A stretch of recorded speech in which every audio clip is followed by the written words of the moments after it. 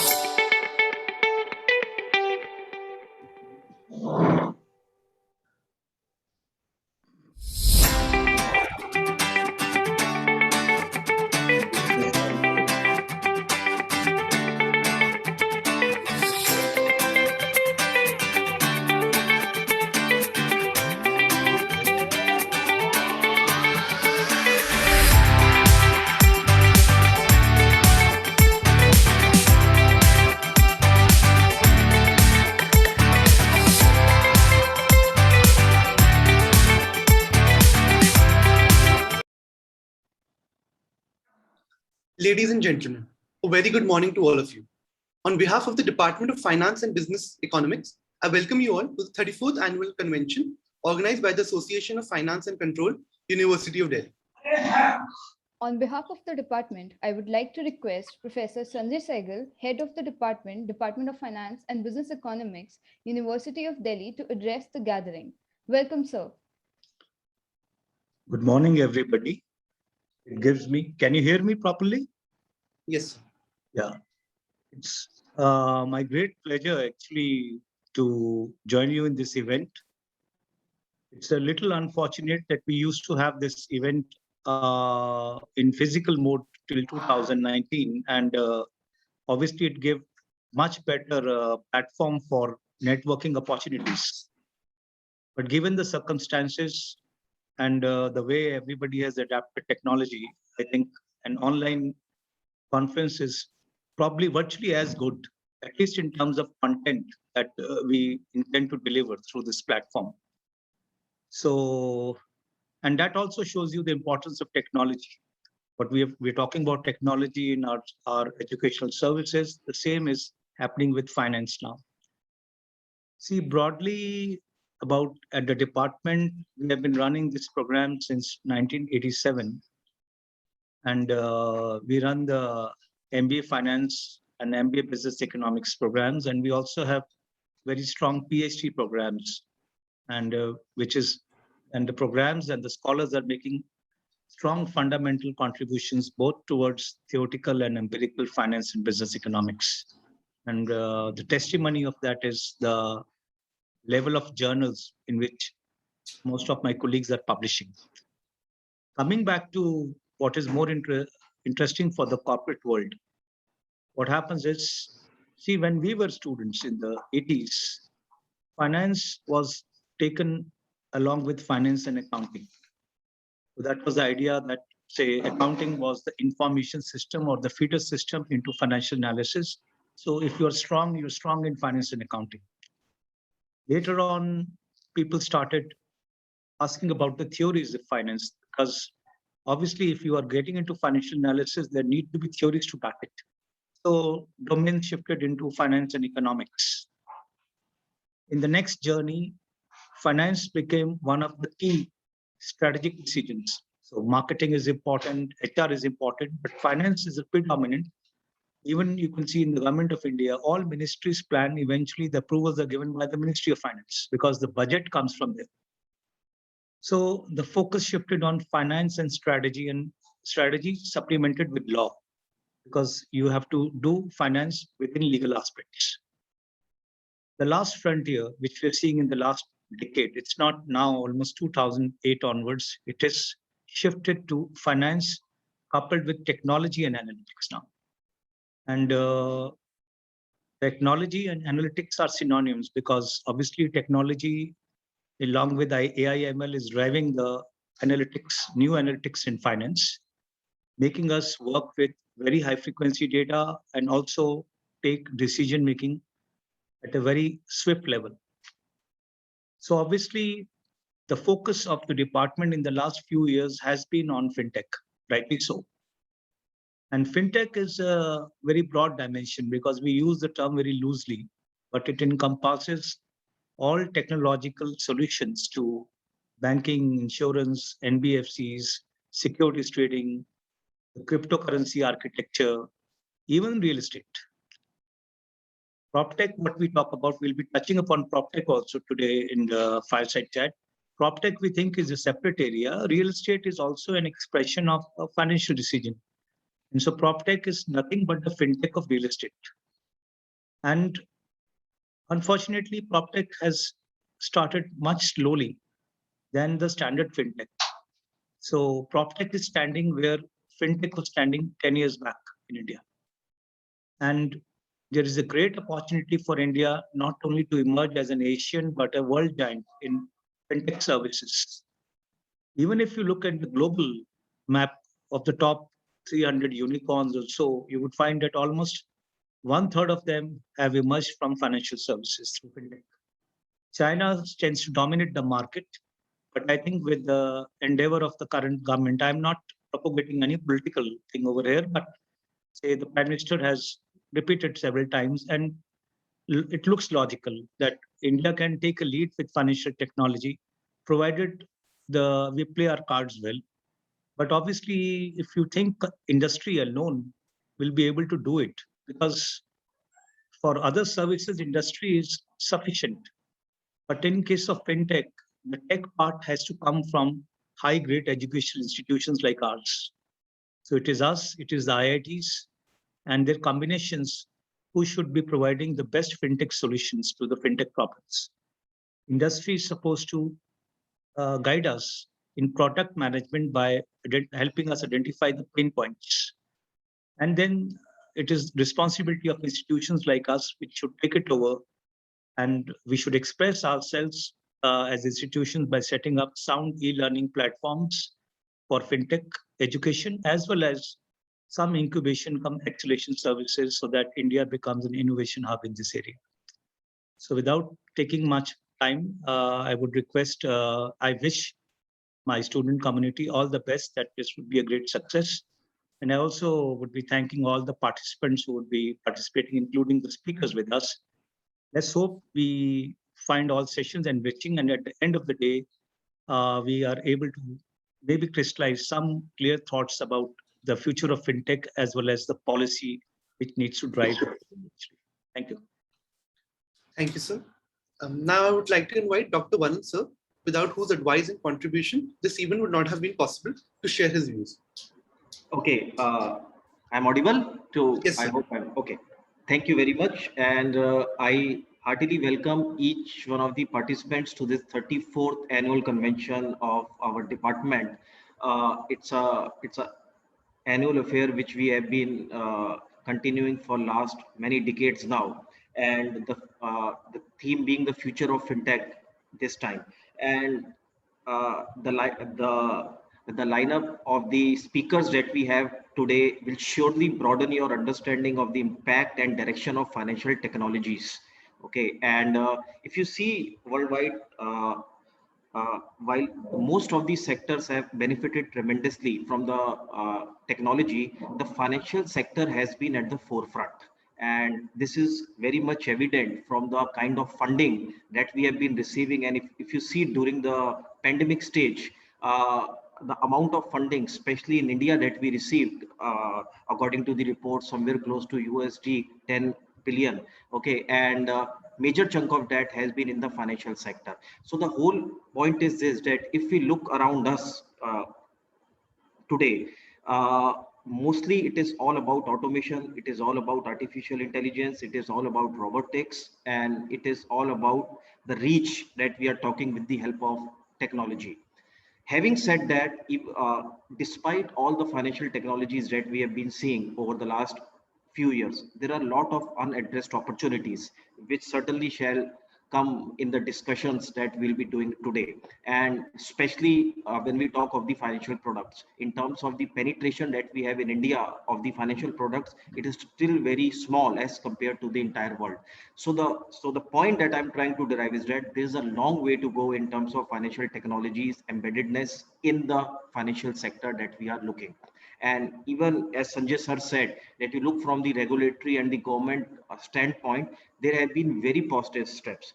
For me, one of the major steps has been in 2019 when RBI came up with the regulatory sandbox, which allows them to work with the financial innovators and see the whole innovation live kind of thing. So, and besides that, the funding environment that we have been seeing, particularly during the pandemic, has been very, very robust. So all in all, what I am trying to say out here is that the future, not only for this world and the corporate, but also from the perspective of students in terms of their jobs, is all about financial technologies.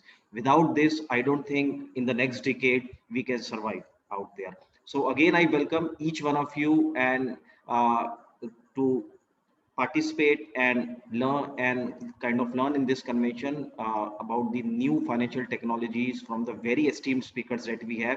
And I can assure you that it is going to be a very, very fruitful discussion and session for all of us. So thank you very much. Thank you, sir. We would now like to invite Ankur Murarka, Joint Secretary of Convention Committee, to talk about the annual convention. Hi, Our annual convention provides the perfect platform for policy and thought leaders from industry and academia to come together to share ideas and engage in enriching discussions in wealth management, investment banking, startups, fintech ecosystems, consulting, and business analytics for the benefit of the student committee. Every year, the convention focuses on one central theme. The theme for this year's convention is the future of fintech. It is our pleasure to invite esteemed faculty members, all the participants and speakers to our flagship event. Thank you very much. Thank you, Ankur. It is our pleasure to invite you all to our annual flagship event, Convention 2021. Now, without any further delay, we would like to start with today's first event, that is the panel discussion on the topic Financial Technology in India, Adoption, Growth, and Changing Business Environment. Our speakers in this panel include Mr. Amit Tiwari, Ms. Pooja Khetarpal, Mr. Akshat Saxena, and Mr. Anand Dalmia. Due to a work emergency, Mr. Anand Dalmia will not be able to attend the event, and Mr. Neerav Karkera will take his place. Mr. Amit Tiwari is the co-founder and CEO of Fofin. He has more than 2 decades of experience primarily in retail lending space. He has held leadership positions across major banks and fintechs and has guided large teams on the aspects of digital sourcing, credit algorithm, e-stack development, repayments, and debt service management. He has been on several panel discussions organized by industry bodies like ASSOCHAM, CII, PhD, where he has shared his thoughts on startups, fintech lending, and financial inclusions. Amit has been a key opinion maker in fintech space, and his views have been carried in leading print media like the Economic Times, Business Standard, Mint, and Business Line. His interviews and expert opinions have been carried in major broadcast and digital media like CNBC, Money Control, Aaj Tak, and Zee Business. Our second speaker is Ms. Pooja Khetarpal, who is a finance professional with an experience of 20 plus years at mid and senior levels in finance. The quest to find what lies behind numbers and how she could analyze them better brought her to this profession. For her, each set of numeric information tells a story not only about the business, but also the people behind it. She has worked in Delhi NCR, Panjim, and London with companies like GE Capital, Colt Telecom, Starcom, Synapse Information Services, ARM Worldwide, and most recently, FSB Ulka. She is currently working as a partner at CFO Bridge, a shared CFO company, and works as a shared CFO for various technology, advertising, and manufacturing companies. Our next speaker is Mr. Akshat Saxena, who carries a hands-on and well-diversified experience of building and scaling businesses. In his current role as co-founder of ePayLater, he has led the company to become one of India's largest players in the space of retailer credit, a $500 billion market. Akshat has led successful rounds of investments from reputed names such as GMO Japan, ICICI Bank, Pravega Ventures into the company. He was recognized as Entrepreneur of the Year and awarded 40 under 40 by Business World in 2017 and is a visiting faculty to IIM Sambalpur. Akshat started his professional journey in 2007 and prior to founding ePayLater in 2015, he worked with technology doyens TransUnion, SAP, IBM, and Oracle in India and UAE. He has also done short-term advisory assignments with a few organizations in Germany. His academic credentials include an MBA degree and BTech in computer science.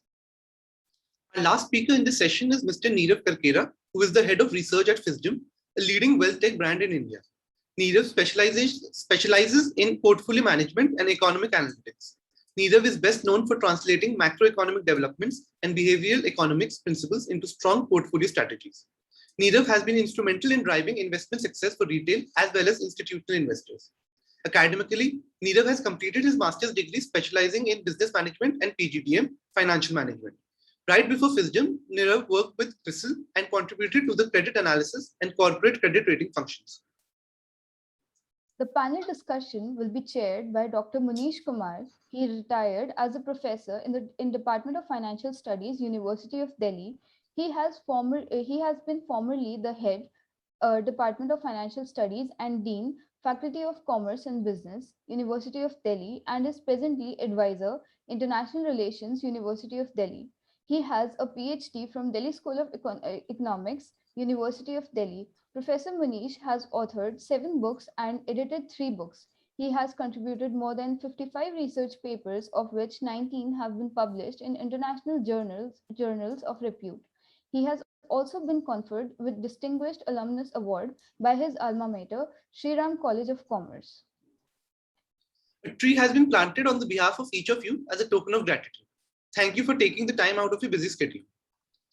A reminder, the audience can write their questions in the chat box, which can be taken up towards the end of the session.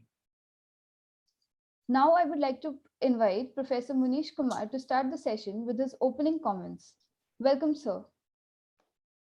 Thank you. Thank you very much. In fact, my task is very simple, given the galaxy of distinguished speakers that we have in this session. The topic is interesting, is something that is, throwing number of challenges and of course opportunities as well. And the speakers have not only understood the concepts, but they have actually lived fintech. As I heard about the profile of the speakers, I can make out how wonderful this session would be.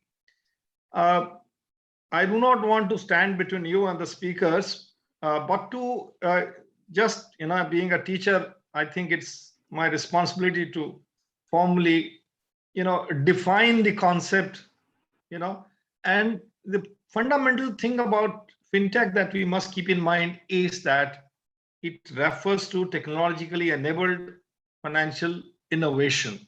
So the core of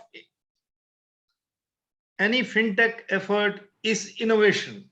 Obviously, this innovation could result in change in the business model, new models, new business models, new applications or improved applications, new processes, improved processes, innovation in the product. It could be any one or any combination of these, which actually results in material in positive impact on the financial markets and institutions, and ensures that the financial services are provided to the customer, meeting not only the expectations of the customers, but going beyond the expectations of the customers. Obviously, in the financial services sector, we have banking and insurance as a major sector, dominant sector. And you see, if you notice, although most of the fintech, you see, investment in fintech research and innovations, the funding has gone into the banking sector, but most of the innovations have taken place in the fintech companies, smaller, very, very highly motivated people working. And fortunately, we have the speakers from such companies. I look forward to a very interesting discussion about not only the opportunities that the fintech offers, but also the models that are available to us when we explore these opportunities.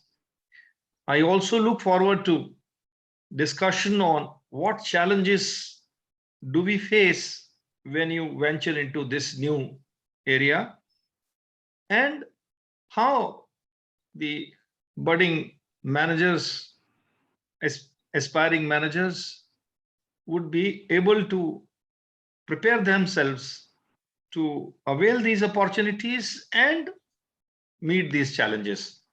I invite, without taking much of time, I would rather like to invite the first speaker to make his presentation and share his views on various aspects of fintech. First speaker, I think, is Mr. Amit. Is it? Yeah, Mr. Amit Tiwari, yes. Please. Thanks a lot, Dr. Kumar. Pleasure. And everyone here for giving us this opportunity. I'll just start by what Dr. Kumar just now said, and a very pertinent point. The difference which you see between a big behemoth in banking or insurance and maybe a fintech company is surely innovation. So I'll just pick up the cue from what Professor said. The topic itself is very vast. So of course, I'll also leave it to Lot maybe during our question and answer round. I'll take it more informally through my experience, whatever I've seen, because though of course, and I'm in retail lending for very long, but I'm in startup space from say 2014-15, and fintech, the way it evolved from that time till now, it's been a very exciting journey, I'll say. So you have brought three parts to your entire discussion, right? One was on adoption, other one was on growth, and the third was on changing business environment. So adoption, if you see all the data which point out to even the recent data, they say that India's fintech adoption rate is very high at 87%. We need to understand this in proper context. If you see, even in 2019, I recollect that is a similar kind of figure we had, right? This biannual data which comes in. Maybe 2017, it was lesser, maybe somewhere around 50s or 60s, if I recollect correctly. So if I see, I mean, you all would be knowing, most of you, what this adoption rate is, because if you see the rate in Japan, I recollect in 2019 was in 30s, right? 34, 35%. That was the kind of data we had. So what really fused this adoption? So in India, if you have 50 crore smartphone users, most of them, of course, apart from using it for some chats and other purposes, most of the small setups which you see, even a small sabzi wala which you see, he has a Paytm or some QR code having, right, just in front of him. So many people have maybe purchased or moved off. It's not only that they have just gone and purchased a smartphone for chatting with someone. They have purchased it because it's part of their income, right? So in India, adoption is very high because, you know, this is a prime mover. Even it's become embedded in the economy, and it is helping the economy very granularly. So in a country like Japan, people who are technologically active, they did not get into fintech, or there are a plethora of reasons, right? It varies from country to country. But in a country like India, people are virtually smaller businesses because of environment, the way things have changed. They are forced virtually to get into this. And this is actually a very, very positive phenomenon which has happened. If I recollect, in 2016, when we started doing online lending, so 5 years ago, and you will be surprised, in those days, 80% of our leads used to come from twin cities of Delhi NCR and Bangalore. That was a kind of numbers which we used to get. And most of these leads were through laptop, right? Laptop or desktop. It was not through mobile. Now, this has changed drastically. It's gone fully reverse over the last 5 years. So it's a bit difficult to even imagine or fathom the way the entire segment has changed only within a year of span of say only 5 years. So that is the kind of dynamism which we are seeing in this sector. And there are various reasons which are behind this. One, of course, I'll say the triggers which was there in my perspective. One was the Jam Trinity, which we had way back in, I think, 2014-15, right? So Jan Dhan accounts, your Aadhaar and mobile phones, the way these three things moved from there, many of the things became very, very, very much ingrained in our lives, and it helped the businesses over the years. So the growth became exponential, and the three events which actually happened in 2016, demonetization, very cheap mobile data, very cheap smartphones, and the third part was of the UPI. These three coming together, I'll say it gave a very big impetus to the growth of fintechs which happened. So 2016, I'll say it was a watershed moment for the fintechs in India for getting into the exponential territory. Not that things were not happening, things were happening, but the entire ecosystem changed so drastically and became so easier for the entire ecosystem. There was an ecosystem on which you could have innovated now. And that was one of the prime reasons. Otherwise, also, if you see the way our lifestyle has changed over the last 8-10 years, some of you, of course, since you all are students much younger, But I recollect 2012 possibly was the year when I was still in this particular bank, and one of my colleagues came and told me that WhatsApp is very interesting. You can share data, chats, and all. And we were just wondering. I was just asking, yeah, what SMS pe bhi we can exchange a lot of messages. So now I'm telling you about something like 2012. So it's not some 30 years ago or 40 years ago, barely 9 years ago. This was the environment which we were living in. Now, anybody on the street knows what these apps are. Similarly, in all other aspects of our life also, when you are a child, possibly you think about studies. COVID has forced everybody to get into online studies, even the kids, the toddlers who are now supposed to be going to, I'll say, play schools are now sitting in front of laptop. They don't know what otherwise a school is. For them, it's online learning is the school, right? Similarly, when you get into, we used to play around a lot. Now it's all people are on mobile and playing. Though I don't think it's a very, very right thing to happen. There has to be a mix of the real world. But then that's the way things are moving in that direction for kids again. Similarly, friends, whether we are grown-up people or kids, you are more and more interacting. Even today, I remember earlier when we used to have all these panel discussions, we used to travel. In fact, pre-COVID also we used to travel, though all these mediums were available, but we never used to, I mean, it was something which probably only across boundaries you went into virtual calls, right?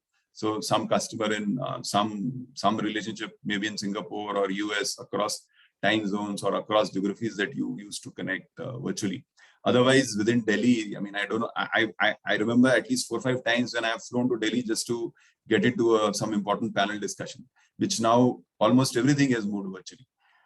So for a grown-up also, when we talk in terms of roti, kapda or makan, the 3-year-old saying which goes on, it's all moved digitally, right? Whether you are ordering grocery, almost everybody is going and using some online grocery app or food delivery apps in that space. Similarly, for buying clothes or even for buying any other stuff, you have all this, or consumer durable, you go online and purchase. So all this put together has generated so much of data that I can tell you from perspective of fintech lending, the space which specifically I am in, things have become much, much easier, especially for retail lending. So for now, for retail lending, you get real-time data, you get real-time transactional data. You're not dependent upon some historical data. यार आप पुराना balance sheet दे दो, profit and loss statement दे दो. At least smaller loans. I'm not talking about big corporate loans, but it's much, much easier to structure, to devise a product just based on the amount of surrogate data which we are generating. Coming to your third part, which the topic probably covers about how we foresee the changing business environment. So we already are seeing the kind of impetus we are getting. I mean, the younger generation, the Gen Z and beyond, now you have this Gen COVID, which is coming. I mean, they are used to the virtual world more and more. So technology per se and fintech overall, I'll say, is only here to grow exponentially from here. Much more vibrance to happen. Also, the way things are moving, I think more and more data democracy will happen. Though, of course, it's taking its own time. I recollect we have been discussing about AA's, right? Account aggregators, NBFC AA's, which are there. So maybe last 2-3 years, I remember for 3 years we have been discussing. But now it's almost formally in shape that you'll have data democracy that way. I mean, all these entities are already there, and very soon, and I mean 5-6 major banks are also live on account aggregation. So we'll get a lot of data, financial data from existing SEBI regulated or IRDA regulated entities or RBI regulated entities. So that will make even the fintech space more and more exciting. Second is again something which has been discussed for the last 2-3 years, but I think maybe by next year finally it will be there, and that is on the credit registry, right? Public credit registry. So you can move beyond the bureaus, credit bureaus, and you'll have a lot of utility data, tax data, GST data, and all very readily and publicly available. So this data democracy, I believe, will be a very big game changer from now on. So broadly, this is where I leave my thoughts, and I'll be really happy to interact more and more through your questions which come in. Thank you, sir. Next, I would like to invite Ms. Pooja Khetarpal. Welcome, ma'am. Hello, everyone. Thank you so much for having me here. So it's so nice to see, there is like 200 plus participants on this. And it's nice to see that even over the weekend, all of you are so interested in to know something which is related to finance. Finance always used to be a very boring kind of a subject many years back. So while Amit has, really shared his wisdom, right? Instead of wisdom, we'll call it wisdom, because he has been more or less also theoretically involved in fintechs, and he has a lot of knowledge about, how fintechs work and what is the theory behind them. For me, I have been in the corporate for 20 plus years now. So I have, I have an experience in finance for 20 plus years working with small, large corporates. Last 12, 13 years has been with as a CFO, head finance for companies. So while I've not worked in many fintechs, there were just small here and there. There was just one small startup on fintech that I worked on. But I have actually, fintechs has always moved along with me, right? So whenever I meet a lot of startups and they say ours is not a technology company, right? Ours is more of a brick and mortar company. Ours is more of a old school company. But now is the time when you really can't say that yours is not a technology company. Technology is bound to enter into your company, and every company, every single company, whether a fintech or not, will be a technology company very soon, has already become a technology company, right? So the technology is actually integrated in each and every company. Now, then financial inclusion. So there was a time when, only a part of people, only a part of companies were in financially, related to fintechs. For example, the entire rural population, there was hardly any impact of fintech on that. They did not have debit and credit cards. In fact, I was just hearing to one of the founders of this company called Cred, right? They said still, right now also they just have a 10% inclusion in all over the country. They have to give, tell people what is the importance of credit cards and debit cards, right? So that financial inclusion is not there. Teenagers were completely, out of financial inclusion. They were still getting their pocket money as cash. So now there are separate credit cards, debit cards that have come up for teenagers. So we are trying and including a lot of people who were right now completely out of the fintech. Now, so while I completely agree with Amit saying that, these are the new technologies of fintech that is coming in, how much is the percentage of India as a country, as an economy, are we aiming at, right? As of now, what is, I think, also extremely important is to include more and more people in the financial technology. Otherwise, this gap between the people who are aware, people who are not aware, people who are rich, people who are poor, will keep on increasing. This gap has to be brought together. So more and more people have to be brought together, and that is how beautifully fintechs are doing nowadays. They are trying to include more and more people. They are trying to include more and more people into the fintech space.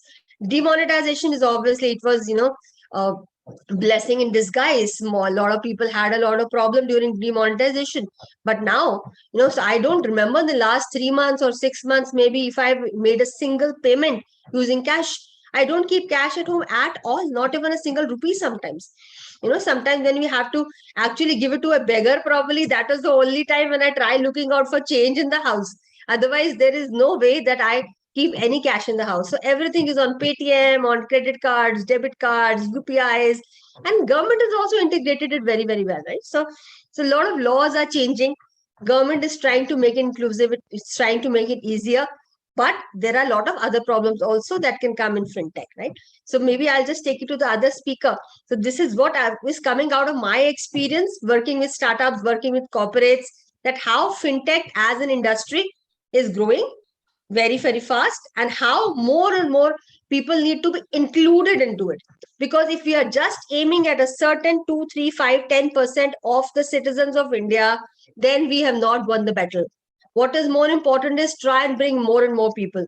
So you as students, try and see how, can you bring in the rural population? How can you bring in the vernacular population that does not know English? It is so unfortunate that most of the fintechs that we have nowadays are in English, right? Is there a way that you can bring it in Hindi? Is there a way that you can bring it in the local languages? Only then when all of us will grow together. So it's a saying, if you want to go fast, go alone. If you want to go far off, go together. So take everybody, all the population of India, or at least 60 to 70% of it together. And then see how the economy will grow. Recently, now the phone ring has recently been changed, saying that we have already covered 1 crore people in vaccination. If we can do that, that's a miracle, right? None of the other country has done it. If we can do that, why not financially include people, include more and more of the rural population, more and more of the vernacular population in fintechs? So that's my point of view here. So maybe the other speaker. So Thank you, ma'am. what is your point of view? Yeah. Yeah, now I'd like to invite Mr. Akshat Saxena. Welcome, sir. Thank you so much. So first of all, very good morning to all of you, and thank you so much for having me here. It's a privilege. For my part, I would like to share my screen and walk you through a couple of charts which I had prepared. If one of you could allow me to share my screen, please.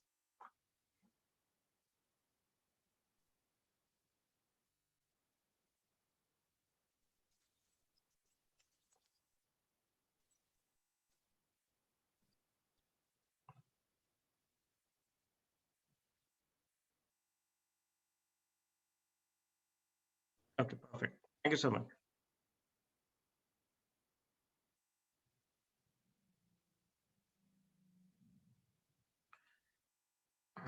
So Amit and Pooja spoke about the evolution of fintech and how in India, we are very well placed to capitalize on the advantage we have. I just want to sort of double down on these points and just want to talk, about how the fintech as a sector has evolved over the years, and where are we placed in the overall scheme of things. So, and since all of us, since most of you are financial students here, you might find some of this interesting. So currently, as we speak, we are in the wave 3.0 of fintech. There have been a couple of waves previous to this as well. The first wave of fintech happened in 19th century, which was more about laying down the infrastructure. Right, it started when the first cable was laid between UK and US, and a telegram message was sent over it. Well, fintech 2.0 was more about the world moving from analog to digital, and currently, which is fintech wave 3.0. I'm not sure if you can see this. Okay, it's a very interesting state that the world is in right now. So there are two parallel set of innovations happening. One is happening in the developed world, and then we have the developing world. It is primarily being led by India and China. Right? So I would not bore you with details, but post 2008, there was a deficit between the customers at large and the traditional financial systems, and this is when a lot of non-traditional financial entities, could be consumer internet companies or could be other technology companies, that and they realize that the world needs banking, the world needs financial services, but probably it need not be just a bank delivering those financial services, right? A lot of innovations have happened. A lot of new genre of players have entered into the space after that, right? So you have likes of Google and likes of Apple and a number of other technology companies, could be Square and a few others, who have entered the space, and they are now delivering financial services. In India and China, something very interesting happened, especially in India. Right? So in India, 2008 onwards, the government started laying down platform services. Right? So I'll talk more about it in a subsequent slide. This is what really has made a difference for us as we speak.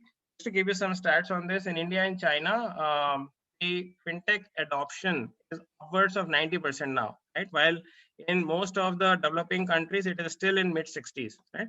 I think Amit mentioned about the fact that even the small vendors today, Sabjiwala and the Kirana Walas, even they understand Paytm and they understand WhatsApp and all.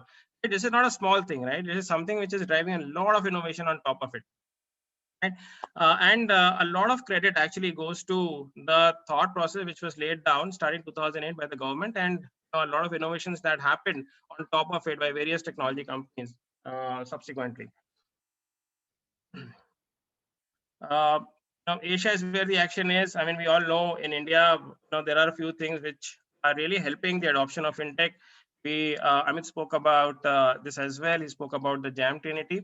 So yeah, so that, and another thing which is very interesting in Indian market is that we have the advantage of demography, right? So a lot of customers of fintech solutions today, they are first-time users of financial services, right? So unlike the Western countries or the developing world, wherein a lot of the new entrants in the space have to invest in making the customer learn, right? We don't have that problem here, right? Our customers are prominently first-time customers.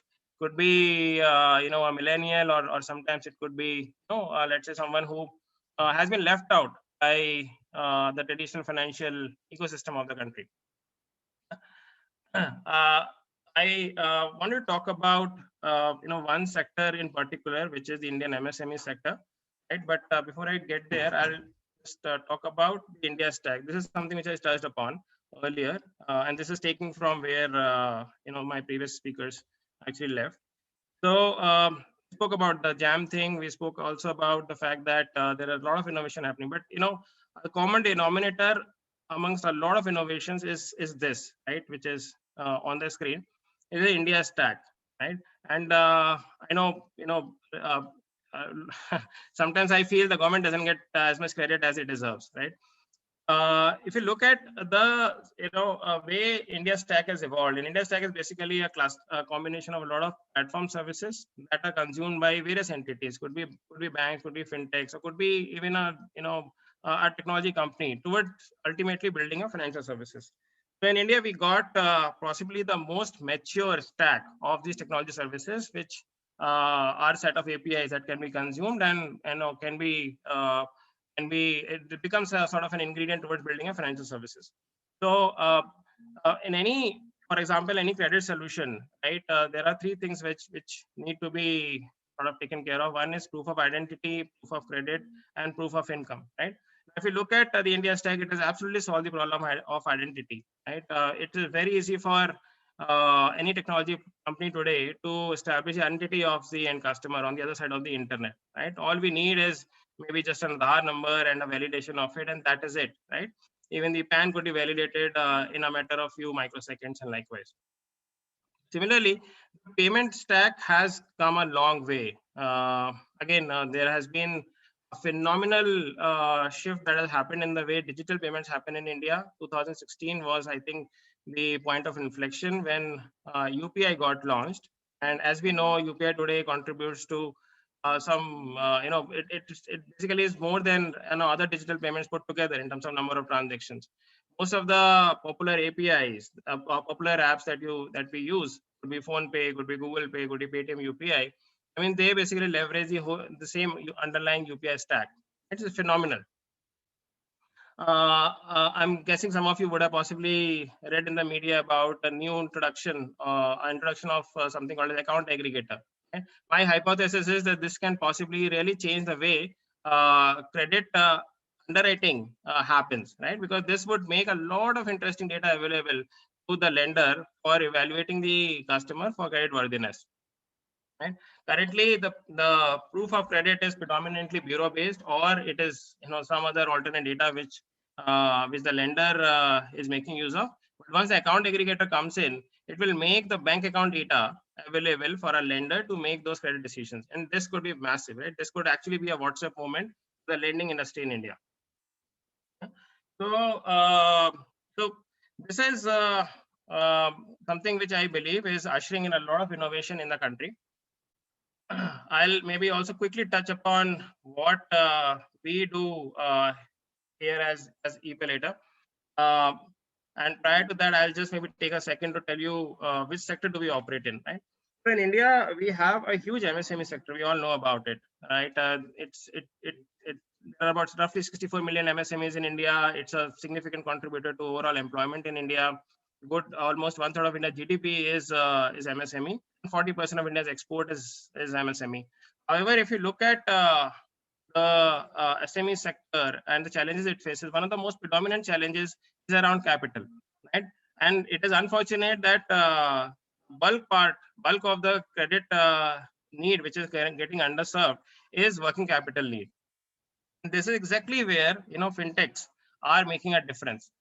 Now, the problem is actually more than credit, right? So because currently what is happening is, since the traditional financial institutions are not participating in credit, it is the sellers, the SME sellers, who have to sort of step up and extend credit to their SME buyers, when they have to make a purchase, right? And it basically has other connotations as well. What it means is the seller, one has to absorb credit risk on their own. It means that the markets sort of shrink in size, right? Because in most cases, they depend upon their physical workforce to go out in the market and capture feedback. And basis that, they make credit decisions, right? For example, if there is a FMCG distributor selling to Kirana shops, I mean, they will make credit decisions basis, how much a footfall shop is getting, a shop is open, closed, yes or no, right? So basis some of those, data points, those credit decisions are being made by these sellers. They have to absorb credit risk. They have to basically also take care of collections and a bunch of those challenges. But this is creating a lot of inefficiency, right? So if there is some way you can solve the credit problem, suddenly a lot of things start begin to happen. And this is exactly where covered by the India Stack, a lot of innovation is happening. There are very interesting solutions that have come up. For example, we are one of the companies who are operating in this space, wherein what we do is we try to reduce the trust deficit, right? So for the sellers, the payment is assured by a fintech like ours, and for the buyer, shipment is assured by a fintech like ours, right? So basically, this is reducing the gap between credit and commerce, and therefore SMEs in India can now no longer need to operate in markets which are just in the near vicinity. Rather, they can operate more like how B2C commerce operate in India, wherein sellers and buyers can do commerce with each other, irrespective of their location. Yeah. So I feel that this going forward is going to sort of really change the way SME commerce happens in India. If you look at some of the global benchmarks, the percentage employment by SMEs is much higher. In fact, in countries like even Brazil, it is upwards of 57%, while in India it is in fact, it is just about less than 30%. So once the SME sector comes of age, covered by this, the change in the way credit is currently being disbursed in the space, there is a lot of growth that the sector would see. The entire country will become market for the seller. The entire country would become a potential supplier base for the buyers, right? And I think this is a sector which would be a sector of focus, not just in terms of employment generation, but also in terms of overall GDP creation. So with this, I would end my piece, and I would pass on the baton to the next speaker. Thank you, sir. Lastly, I would like to invite Mr. Nirav Karkera. Welcome, sir.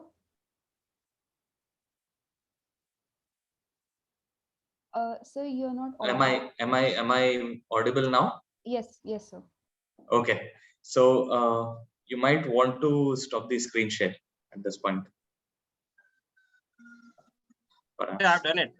Yeah. Okay. So it hasn't refreshed on my screen. No problem. I'll anyways go ahead.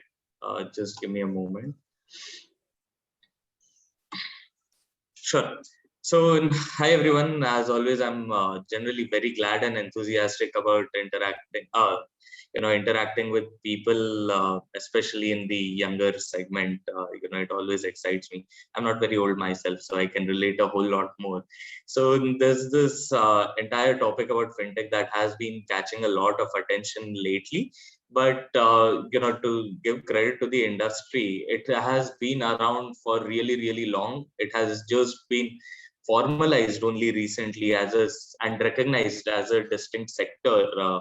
As recently as 2015 onwards, late 2015 onwards, right? So as an opening note, I'd like to start off with spending some time on sharing my thoughts on why did this entire segment of fintech come about, right? Like any other innovation, even fintech is an innovation-led segment. Necessity is the mother of inventions, right? And fintechs also came about to solve a problem, right? It came about to solve a problem in financial services. What were the key problems in financial services already? The biggest problems, if I were to I were to categorize it under distinct umbrellas, one could be inefficiencies. Okay, inefficiencies could be in terms of operating inefficiencies, cost inefficiencies, etc. The second problem was access, right? Access to great financial products, great financial services were rather restricted. Okay, there was, in financial services, I would, take the liberty to say there was some aspect of classism, right? You needed to be of a certain standard or financial status to avail certain financial products and services. So that was an issue. Great financial products, great financial services are basically, they're meant for everyone. It is not supposed to be exclusive to, a certain sect of the society, right? So these were the key problems that India and Indians were facing, and that triggered a rise of fintech as a segment and a huge community of believers towards who wanted to make a change, right? Who wanted to drive change, who wanted to bring in great quality financial services into the hands of every common Indian, into the hands of perhaps the most elite Indian, and the hands of the most let's say economically backward Indian as well at the same point of time. As is the financial divide in India, the economic inequality in India is pretty wide, right? So the way financial services were operating back then, it wasn't helping either way. So fintechs decided to change the game here. So what is fintech about? Amit at the start spoke about innovation. I feel that is the bedrock of fintech, very rightly said. And I would just like to extend it a further bit more. I think it is not just about innovation. It is also about the agility and the hyper focus that fintechs have on customers, right? Each one of you here, I'm sure, have a bank account. At the same time, you also use at least one new generation fintech app in any of these segments. It could be, a personal wealth management app. It could be a remittance app. In fact, the most common one, Paytm, Google Pay, right? That's a fintech. That's a new generation fintech, right? And Google Pay, Paytm essentially does the same job that your bank account is supposed to do, that your mobile banking account is supposed to do. And I'm pretty sure most of you have both the apps on your phone, but yet you consciously make a choice to choose a Paytm or a Google Pay to make a remittance. There is also the Bheem UPI app. There is also your bank account. And in fact, all three of these, the Bheem UPI, which is led by NPCI, a great product, by the way, your own personal banking, mobile banking account also offers UPI remittances, right? And there's a good chance the largest of the banks offer all of it at the click of a button, right? And then you have Paytm and Google Pay. Now, there is one thing that each one of you must introspect and think about. अगर सभी एक ही service provide कर रहा है, एक ही underlying solution के basis पे provide कर रहा है, then how is it that intuitively you're using Google Pay or Paytm more than you're using your mobile banking account or your Bheem UPI account? In fact, I'll go to the extent to try and pull off a prediction saying that at least 80% of the audience here don't even have the Bheem UPI app on their phone. There will be almost 50% of the audience here who no longer even have their mobile banking app on their phone. And there are at least more than 95% of audience having both Paytm and Google Pay or Phone Pay, two of these three on their phone right now as we speak, right? So this is a representative sample of India. So what is the key distinction between these three apps? It is the user experience, right? You just simply find it much more niftier, much more easier, much more user friendlier to use an app like a Google Pay or a Paytm. It is almost intuitive.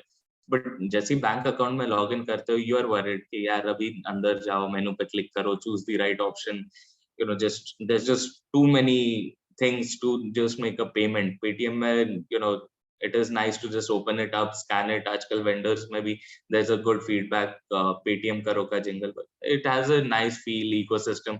It gives a very friendly one-to-one sort of an experience, right? And the Beam UPI app in general, I don't know, it has some sort of stigma attached. I personally find it to be a great app, but the usability is not as widespread as Paytm and Google Pay offers, right? So Google Pay is great because of the rewards. I know that the rewards nowadays aren't great, but you still want it, right? So that's fun, so gamification, user experience, ease of use. And making it accessible today, each one of you who have logged in through your home, and many of you would have your house helps as well. You can ask, there's a good chance even they are using the same app that you are using. There's a good chance they might not use the same bank that you're using. There's a good chance that you might be availing banking services from one of the most premium banks, but your house help might be having an older generation public sector bank account. But Google Pay common hai, Paytm common hai, even they are using the same Paytm that you are using. This is what fintech does. Fintech brings all of you together on the same platform. It eliminates economic inequality in a way people do not realize at the very outset, but at a very fundamental level it does. It creates a level playing field. It empowers everyone together, right? So Pooja made a very great point about, if you want to grow fast, you must walk alone, but if you want to grow farther, you must grow along with everyone. And I feel that's exactly what fintechs are trying to do at this point in time. So what does a great fintech do? It tries to solve a problem at scale.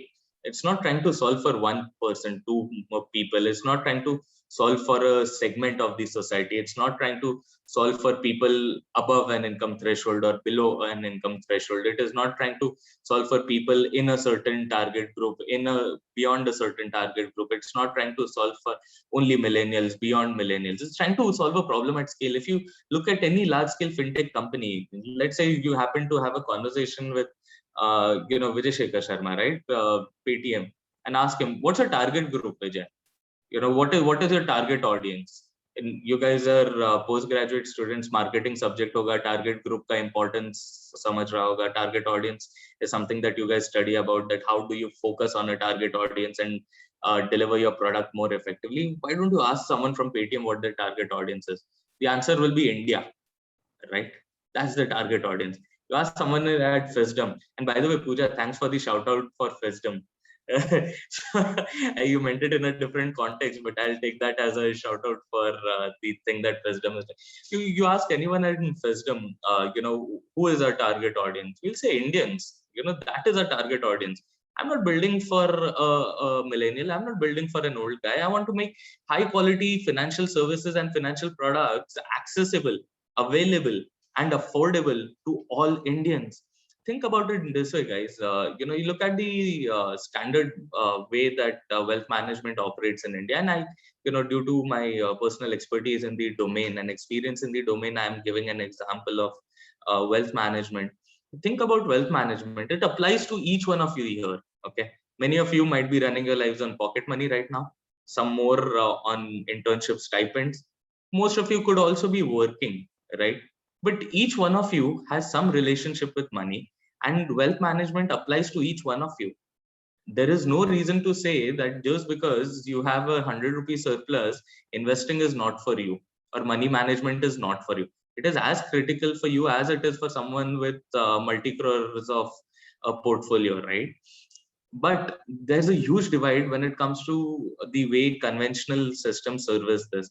Think about it. Go to your bank today and just tell them कि यार मुझे 100 रुपए का SIP करना है. SIP everyone understands, mutual funds everyone understands. Bank में जाके बोलो कि मुझे 100 रुपए का SIP करना है, and look at the सबसे पहला चीज, you'll have to repeat it thrice because no one's even listening to the amount of 100 rupees. ठीक है, उसके बाद एक दूसरे को चिपकाया जाएगा, काउंटर नंबर 1 से काउंटर नंबर 2 से counter number 3, right? No one's really interested in the little guy on the street. right? And I feel this is a fundamentally wrong way to look at things. In fact, at Fisdom, if I were to state an anecdote or an example of one of the conversations we have with the team, our thing is that please treat even 100 rupees as important as you would treat 100 crore rupee investments. In fact, we manage retail and institutional money. We have someone running 100 rupee SIP, as well as we manage treasuries worth hundreds of crores at the same time. But there's one thing that we truly empathize with and understand. It is possible that someone investing 100 crores has a net worth of 1,000 crores, and this 100 crores may not really impact him as much as a 500 rupee SIP would impact a daily wage earner who is saving for his daughter's marriage or his daughter's higher education. The importance of money does not lie in the value of money, but in the objective of that particular money, right? Just because it's 500, it cannot be treated badly, right? And this is something that we are aiming to disrupt. This is something we're trying to change. This is something that the fintech industry stands for. Each one of you are important. Each Indian is important. A 500 rupee guy is as important as a 500 crore rupee guy. The fintech industry stands for democratizing great quality financial products and services. This is what financial services and fintech segment is about, right? At a very meta level, we are solving a huge problem. People may think we are solving a service proposition, we are solving a product gap. Those are just fancier terms to highlight a much more basic and fundamental problem of inequality and financial inclusion that we're trying to solve. I really love the fact that Pooja brought about the point on financial inclusion. She made a great suggestion on inclusion in starting from languages. Obviously, on the fintech side, I can tell you it has a lot many technology oriented challenges before we can get there. That's an aspiration most of us have. We want to do that. But for that, what did we at Fisdom do? Even we believe that financial inclusion is critical. In fact, the administration, the central bank also believes the same. Very recently, RBI launched its financial inclusion index. 2017 to 2021, there has been a great development in financial inclusion. From 43.4, we went up to 53.9. It's an index rating from 0 to 100. It is based on access, usage, and quality of financial products and services. So there has been development, and coincidentally, 2017 to 2021 has been the boom era for fintechs in India so far. So I would take the liberty to take pride in the fact that fintechs have been leading this entire delta that we are seeing in terms of financial inclusion, right? So financial inclusion is something even we take seriously. So what did we do? Language is an aspiration. What else did we do? So we are a fintech, we are a B2C first. In fact, I'll take the liberty to say we were the first wealth tech companies in India to start to pioneer mobile-based investing and democratizing mutual fund investments in India. That was our hero product. We started with that. Today we have a variety of products, right? So we want to democratize wealth management for everyone. We want to make high quality wealth management more accessible, affordable, and available. I'm sure most of you are wondering, isn't available and accessible the same thing? No, it is not, but I'll leave it for you to figure what's the difference between the two, right? So what did we do? We launched our app, we made it available open to the public, but we just realized that the reach is limited to people who understand English, people who understand how to use a smartphone, people who have access to internet, people who understand technology, people who understand money. There are a lot many barriers before fintech reaches every household.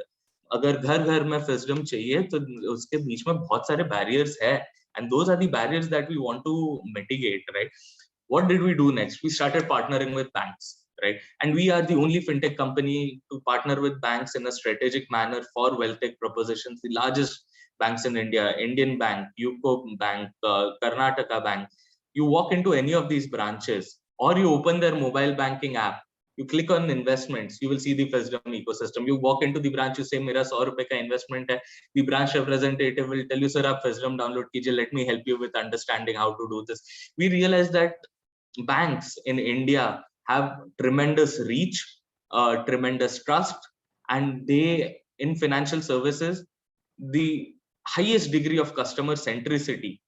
If it were not for fintechs, I would give the prize to banks, right? They have the highest amount of, the highest degree of relationship depth with each of their customers at a branch level, at a granular level. So that is what we did to get deeper into the real Bharat. And let me tell you guys, today we have investors from almost all PIN codes in India through a direct B2C reach through our banking partners. We have great digital brands as partners like Bajaj Finserv, Money Control, etc. That helps us reach a wider audience. But today we have investors from every PIN code in India, and we receive investments starting from as low as 100 rupees, running up to multi-100 crores, right from retail investors to institutional investors. We are just so glad that we are able to democratize things in such a way that the little guy on the street is not left out, and the biggest guy on the street also aspires to be on the same platform.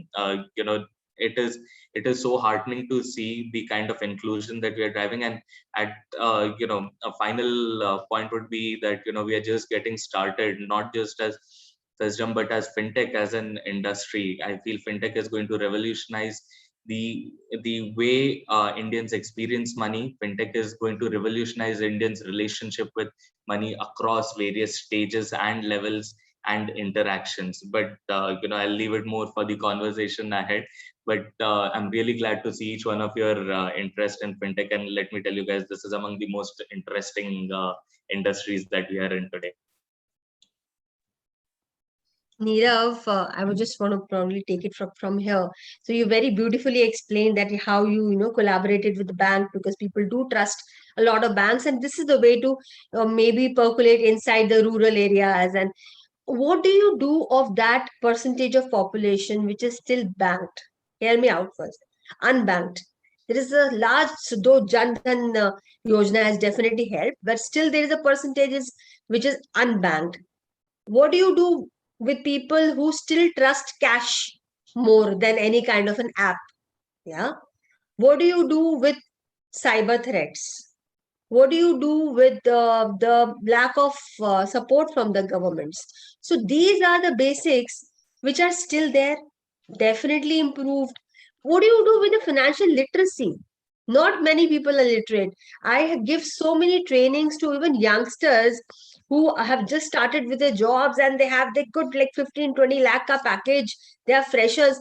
They don't know about what and how to invest. I am not talking about rural people. I am talking about the rich urban people who have 20 lakhs as a fresher package. What do you do on the financial literacy, right? So I'm just taking you one step back. Excellent. You're talking about what fintech has, the way it has changed. So that is the first point, that, let's start bringing everything together up as a base, right? And then see what, so is your company or other fintech companies, are they doing something in that behalf as well? So how are you increasing financial literacy? How are you telling people, why don't you, open up your bank accounts? Not all my maids have bank accounts still. Absolutely. In fact, I'd like to, first confirm with Dr. Manish, can I take this up?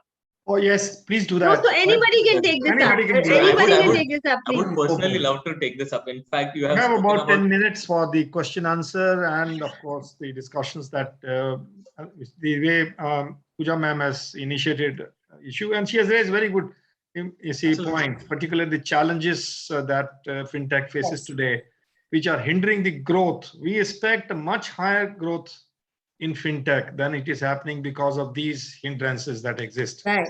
Absolutely. In fact, Pooja, I'm so glad you touched upon these points. These are points that we are particularly passionate about, and there are a variety of points you made. I am able to recollect most of them. Memory is generally blessed. So I will address each one of them. I believe you started with what do we do for the underbanked and unbanked population, right?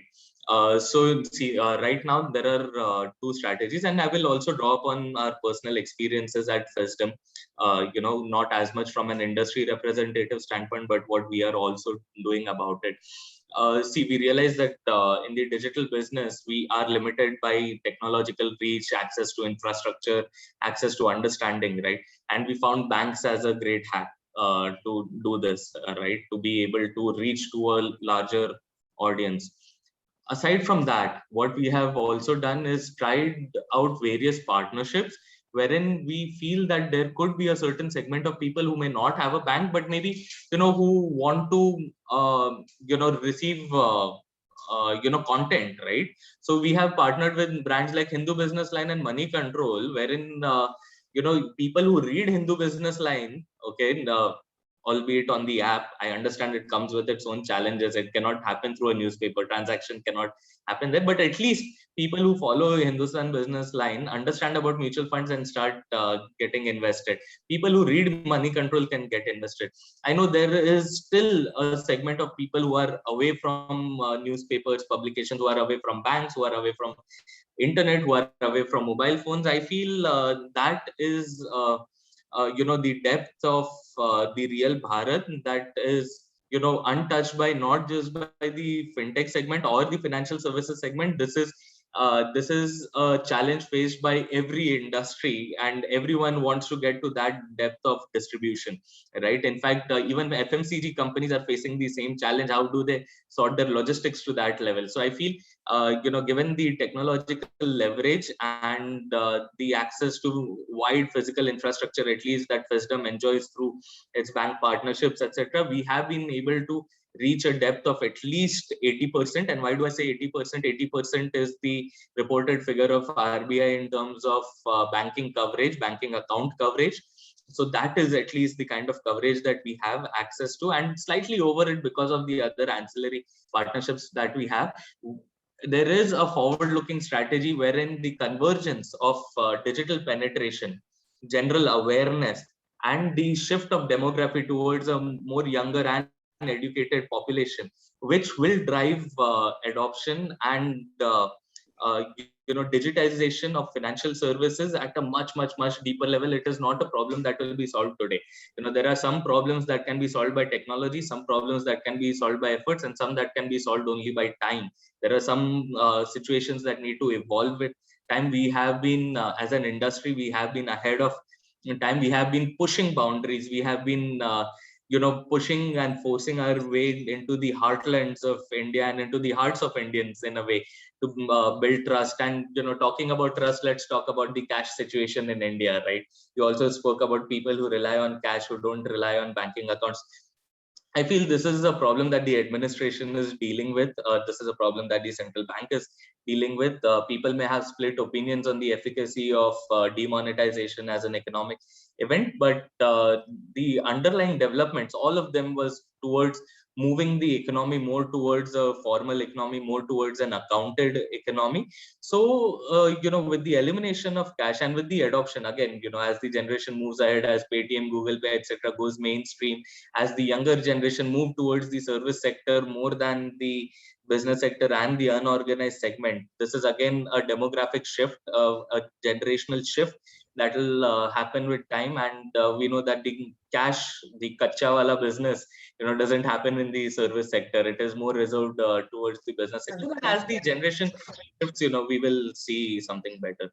Your third point was on cyber security. One thing great, I'll speak on behalf of Fisdom, because we partner with such banks. We need to follow extremely tight guidelines laid out not just by SEBI, which is the Securities Exchange Board of India, which is the regulator of capital markets and by far among the strictest regulator that we have globally. Okay, we are not just governed by SEBI in terms of security guidelines. We are also governed by the central bank, that is Reserve Bank of India, because we partner with banks and we are into mobile banking solutions. Yeah. So as a byproduct of the nature of our business and us being a great fintech in ourselves, we have a lot of credentials, accolades to our name. I feel we are among the tightest, cyber secured companies, and our proposition is secured because we are being audited at a frequency that is much higher than bank security being audited, because we are being audited not just by the central bank but also by SEBI. So we have a very tight compliance on that front. So that's all for cyber security. You spoke about regulation. So regulation, I would not call it as much as a challenge, but more as an evolving situation. Gone are the days, it was 2016-17 where the regulator would paint fintechs with the same brush as they would paint financial services. They would ask fintechs to comply with the same sort of regulations that they would apply to traditional financial services. But now the central bank is also, forming working groups, interdepartmental working groups. There are sandboxes being created. There are very specific fintech working groups, and in fact, fintech working groups created by the RBI and SEBI. And I know the group is doing a phenomenal job because Fisdom has representation on these working groups. We are a part of those macro working groups, working very closely with the central bank and with several facilitators and SEBI. There is a lot of intent and a lot of push by the government to ensure there is more adoption and more scaling for fintech companies in India, and there is an intent towards creating much more nuanced, much more graded, regulation for fintechs to be able to comply, to be able to protect end consumer interest, but at the same time not be chained down by the regulation, but have the ability to flourish. So there's a whole lot many things. In fact, I'm really pleased by the way the administration is trying to support fintechs. So Pooja, I tried to address almost every point. Yeah, so thanks, Nirav. In fact, just to close the loop quickly, one of the purpose of my asking you this question was to tell everybody on this group that are there on the panel and the audience is, though there are a lot of negative things, but we have regulations in place. Fintechs are following those regulations. We know there are cyber threats, but there are ways around it. We have regulations. We have SEBI, RBI, everybody, the government which is involved in it. So fintechs is definitely a way to go.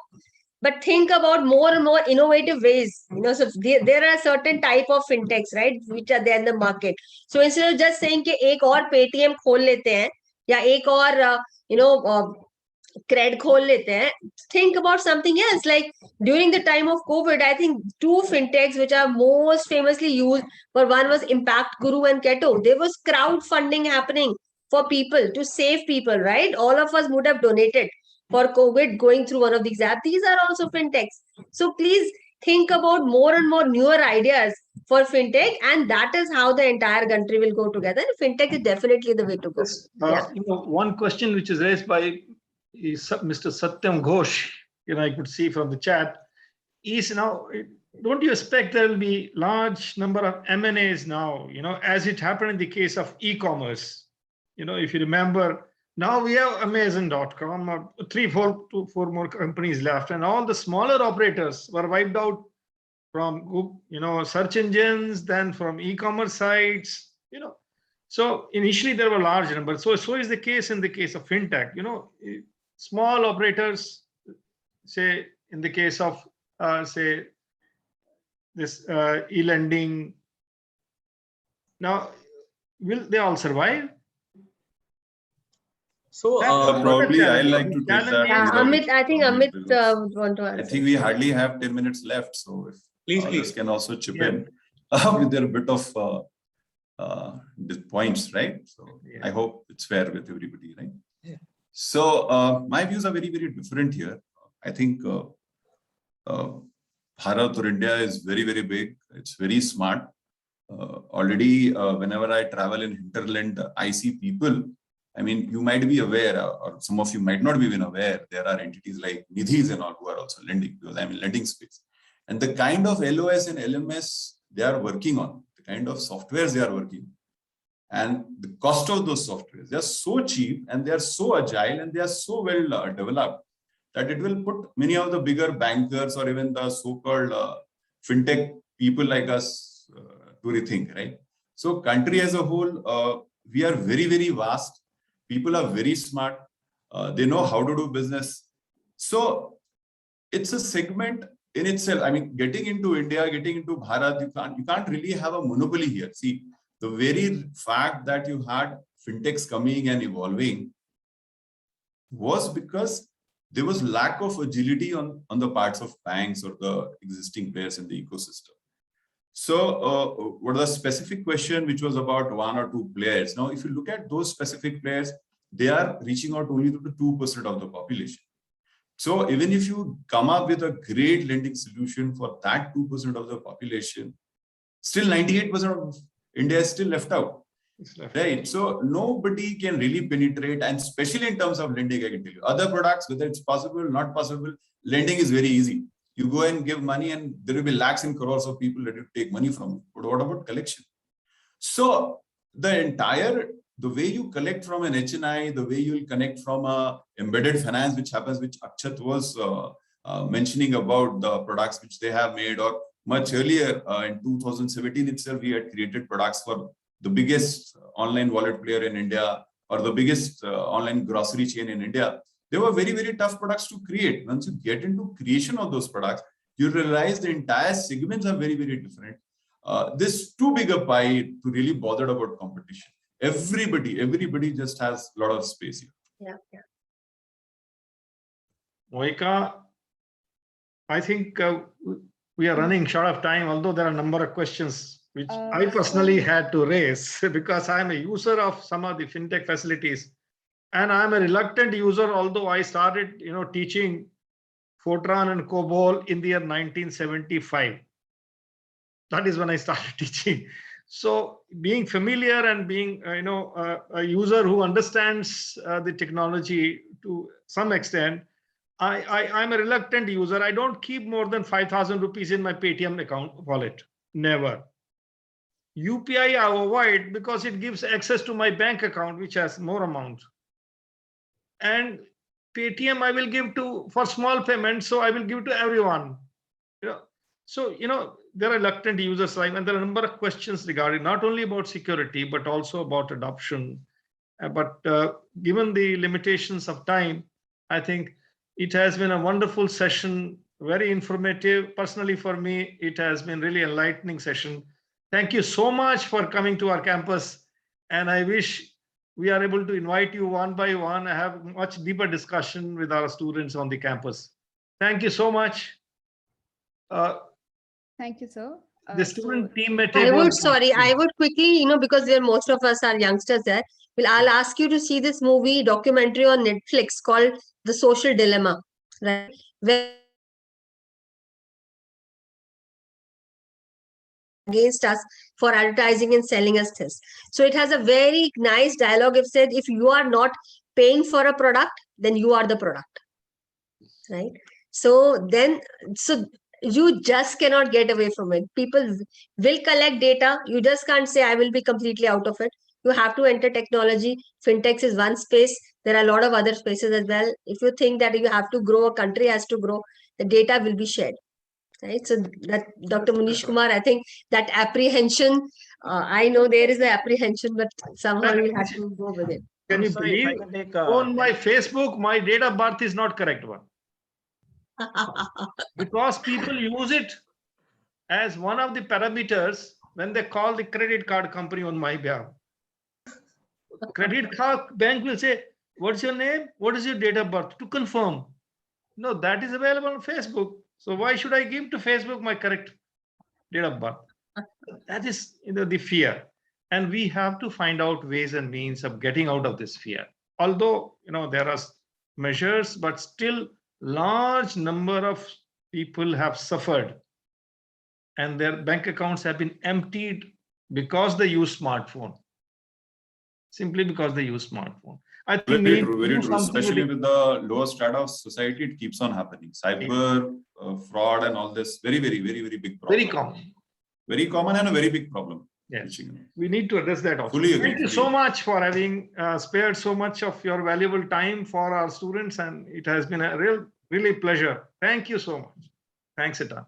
Students, Mohika, please take over. Yes, sir. Yes, sir. So thank you all the panelists. That was an insightful session. We will now be having a 15-minute tea break. So please join back everyone at 11:45. You are not supposed to leave the meeting, but you can just switch off your cams and come back by 11:45. Thank you guys. Thanks all, love interacting. Thank you. Thank you. Thanks. Yeah, thank Thanks, you for Amit, having us Avikas, here. Pooja, Munish. It's been great interacting with you all. Yeah, thank you so much. Yeah. And thank you so much. Dr. Manish, I just wanted 10 seconds, but Yes, I please. guess I was on mute and nobody could hear me. Yes. The point which I was trying to make is that I know we spoke about financial literacy, and financial literacy, in my opinion, is much beyond collecting digital payment, right? I know, and I think our discussion could possibly evolve from there. If you look at, I just pasted an article here in the chat, which talks about that. During the Yes. lockdown period, it was not the banks or NBFCs. It was basically the small neighborhood shops that were the biggest lenders, right? So if there's anybody who knows financial literacy, it's not banks or NBFC. It is a humble kirana shop, right? If you talk about even the traditional wholesalers and distributors who operate on a margin of 3 to 4%, ask them what is the NPA that at which they operate. You talk about 0.1% NPA. Right? How many banks in India are operating at that NPA? Yeah, so I think these are things which should be told to students of finance. Also, another point which someone made about cash payments, right? I don't think the issue is about intent. The issue is about the fact that accepting non-cash payments has been expensive. Right? 2/3 of India's consumer retail is just food and groceries, which operates at 8% margin. Right? Accepting a debit card means 1.5% goes away. Right? That's almost 20% of your bottom line. Right? Accepting cash means you get 100 rupees for a 100 rupee bill. Right? So of course you will take cash. Right? Second thing is, when somebody pays you cash, you get the money right away. But when you buy a debit card, you get the money 2 days later. Right? 2 days is a lot of time in a fast-moving economy like India, especially categories such as food and groceries. 2 days is a lot, right? So these are things which UPI has changed, or the fintech sector is changing, and I think we should get into fundamentals a little more. Is what my signing off point would be. You're absolutely right. You're absolutely right. Thank you so much once again. Thank you, everyone. Thank you, everyone. Thank you.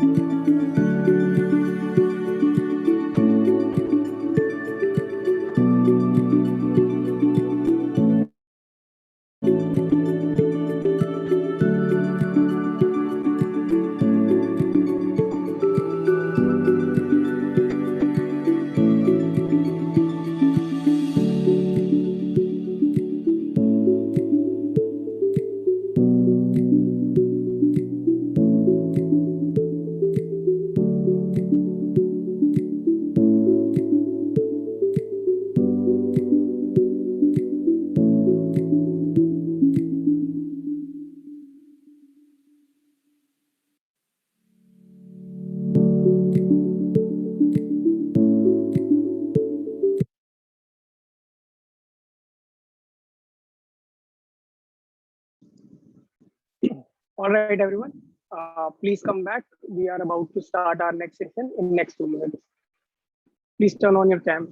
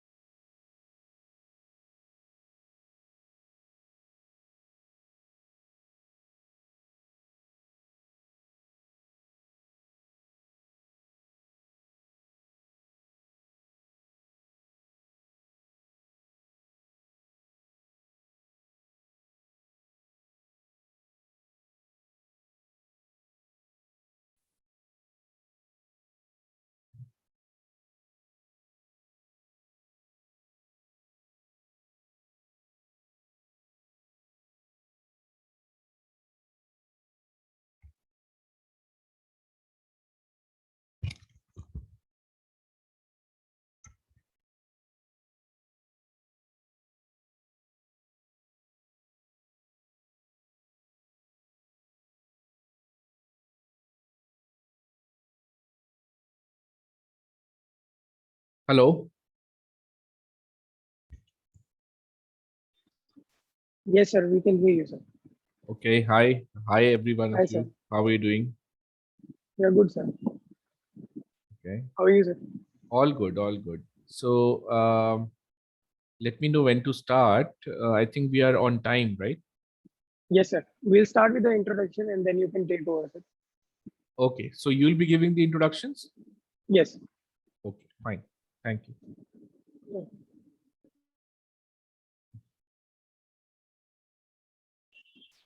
Right. Welcome back, ladies and gentlemen. We'll now begin with our first technical session. In this session, we will discuss the decoding trajectory of the Indian startup ecosystem. The panel for the session will be moderated by Mr. Tushar Kansal, who is the founder/CEO of Consultancy Ventures. Mr. Tushar is an accomplished professional with experience spanning multiple sectors from venture capital, Big Four Consulting, Deloitte and Touche, LSE listed Systemas India Unit, MTS India, to CFO of Guggenheim Partners own company, DLI. Mr. Tushar has expertise in financial and business advisory, fundraising and creation of docs or collaterals for VC funding. Mr. Tushar is a venture advisor with Loyal VC, the institute-led Canadian VC fund, having a core portfolio of over 160 investments in more than 35 countries. He is also partner with GSD Venture Studios, a Silicon Valley-based venture builder. He received executive education in leadership from Harvard Business School, MBA in finance from University of Delhi, and BTech from the Technological Institute of Textile and Sciences, affiliated to the Textile Institute Manchester, United Kingdom, and is part of the leading industrial and education house in India, the Birla Group. Our panel consists of Mr. Ankur Pandey, CTO and co-founder of Scienzy. He has done his Master of Technology from IIT Kharagpur. Mr. Ankur has over 8+ years of experience in cognitive systems, AI, blockchain, and machine learning, with a keen interest in creating solutions and intending to create a trust mechanism in the digital economy. He co-founded Scienzy in 2015. He is leading Scienzy to achieve differentiation by leveraging the latest technology and innovation. We also have with us Mr. Sumit Goswami. He is the Managing Director, India with Global Growth Holdings, a US-based private equity firm with interests in emerging technologies. In his current role as India Region Head and Head of Global Reporting and Research, he is responsible for connecting the dots and going beyond data to generate meaningful insight. He recently led and executed successful digital transformation, process excellence, and innovation management projects across market research businesses in the PE portfolio. Mr. Sumit's core expertise lies in leading cross-functional global teams, designing and implementing new strategies and systems and processes to improve organizational competitiveness for the future. Having been a successful startup co-founder and an angel investor, Mr. Sumit is also an active member of the startup ecosystem in India. We also have with us Mr. Shashank Randev, who is the founder VC at 100X VC, India's first venture fund to invest in early stage startups using iSafe notes. He is also an angel investor and advisor with a keen interest in B2B emerging technology startups. Previously, he was the founding member and vice president of VCC Edge, the SaaS data platform by VCC Circle. He launched the SaaS platform, led revenue, product development, and growth initiatives for close to 7 years at VCC Edge. He has also worked with NIIT Limited and Zensar Technologies Limited. Mr. Shashank holds an undergraduate degree in Bachelor of Engineering from Nagpur University and an MBA from IMI in New Delhi. His specialties include scaling up startups, accelerators, angel and seed investment, venture capital, global open innovation, M&A, cross-border transactions, and entrepreneurship. We also have with us Mr. Kumar Prashant Chaudhary. Mr. Prashant is currently a Senior Vice President at Gemini Solutions Private Limited. Mr. Prashant has an overall experience of 12+ years. He started his career with BHEL, Bharat Heavy Electricals Limited, and went on to become a Senior Associate Analyst with ICRA before joining Gemini Solutions as the business head. He's an alumnus of the DCE and has also done his Master's in Finance from Department of Financial Studies, Delhi University. He is skilled at financial modeling, business strategy, and valuation. Thank you all for taking the time out of your busy schedule to join us. Please accept a tree that has been planted on behalf of each of you as a token of gratitude. All the trees are planted at different places throughout India. The progress of the trees can be tracked by the certificates as they grow to be bountiful, which will be shared with you all. Now, I would request Mr. Tushar Kansal, our moderator, to start with the panel discussion.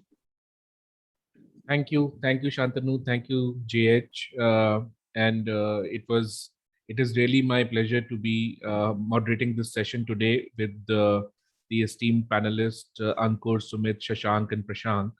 So just to give you a background, a lot of things happened during COVID. Businesses were shut down, and a lot of startups, they went into a huddle as to changing and pivoting their business plans. So the first thing I would like to ask my esteemed panelists is that now that vaccinations are progressing nicely, and we are seeing almost 100 crore people vaccinated in India, and globally a lot of people getting vaccinated. How's the situation currently with the startup ecosystem, and how is the startups ecosystem panning out globally? So starting with Shashank. Shashank, could we have your views, please? Hi Tushar, good to get connected. Thank you, the organizing committee for inviting. So Tushar, my opinion is that, while COVID was one event which was catastrophic in many ways, somehow it has not, and some startups in certain sectors did get affected, but the overall startup ecosystem somehow got accelerated. And with a lull of the first 3 months, when everything came into existence from a COVID standpoint in March 2020, I think post August of 2020, funds across the globe, particularly in India, they started doubling down into early stage investments. Tech-enabled companies saw a lot of interest. We ourselves ended up, accelerating our process of investments, and today we stand. I mean, I think we've done 35 investments over the last 1 year. And I think globally, we are moving into a next phase. And these kind of startups and the kind of business models, whether it's around social commerce, whether it's around, communities, is emerging along with deep tech companies. So I think this is a very, very interesting and very good time to start a company. There's ample amount of capital. There are investors who are wanting to identify newer opportunities. And the sentiment per se has never been, so high and so optimistic when it comes to identifying great unicornish kind of companies. Great. Thank you so much, Shashank, for your views. So basically, we have also witnessed that, as you rightly said, technology has marched. It's going forward. It's entering our homes in many ways, and startups are at the forefront of this renaissance. So coming to Ankur. Ankur, what are your views about the startup ecosystem panning out globally? Sure, Tushar. Thanks for giving me the opportunity to be the part of this panel. Really appreciate it. So I totally reverberate with what Shashank pointed out. Overall, we have seen the startup ecosystem accelerate only in the last 18 months, right? So at the verge of the COVID, when we were starting to experience lockdowns, there have been a few down quarters, and in fact, even in the second wave, there's been a downturn in the startup ecosystem business outputs, but still the investments, like Shashank was mentioning, have continued to flow.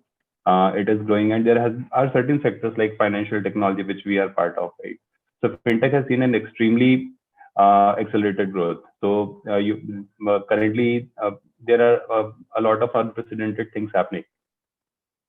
Okay, understood. So that's very, very well said. So you are also experiencing the impact of technology. So that is, that's something which looks like a phenomena more than a short-term thing. So coming to Sumit. Sumit, what are your views on the startup ecosystem, especially in light of the vaccinations getting played out? Great. Thanks, Tushar, and thanks for having me on board. Very interesting topic to discuss about. While we have seen the impact of COVID, different phases of COVID, the phase 1 and the phase 2, each one had its own story to tell, and it prepared the ecosystem in a very, very different way. So each one came with its own challenges. I guess what has happened is with this COVID coming up, and with the pandemic, there has been a democratization of entire ecosystem. that has taken place. So what has happened now with ecosystem is that the ecosystem has now become very responsible for actually taking the mantle of managing the economy to a large extent. Entrepreneurs have become actually economic drivers, and they've started becoming very comfortable with uncertainty. So that's something which we have started seeing. There are a lot of startup entrepreneurs.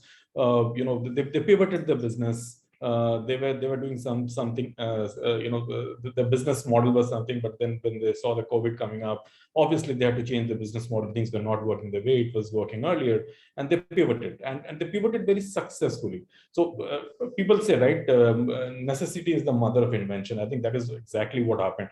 People were forced to look at other avenues of business. They were forced to digitize. A lot of business actually got very heavily focused on digitization. That gave a completely new opportunity to lots and lots of startups. Hiring became very easy. Earlier, if my startup is located in Bangalore or my startup is located in Pune, I had the restriction of hiring people only from those locations or somewhere close by.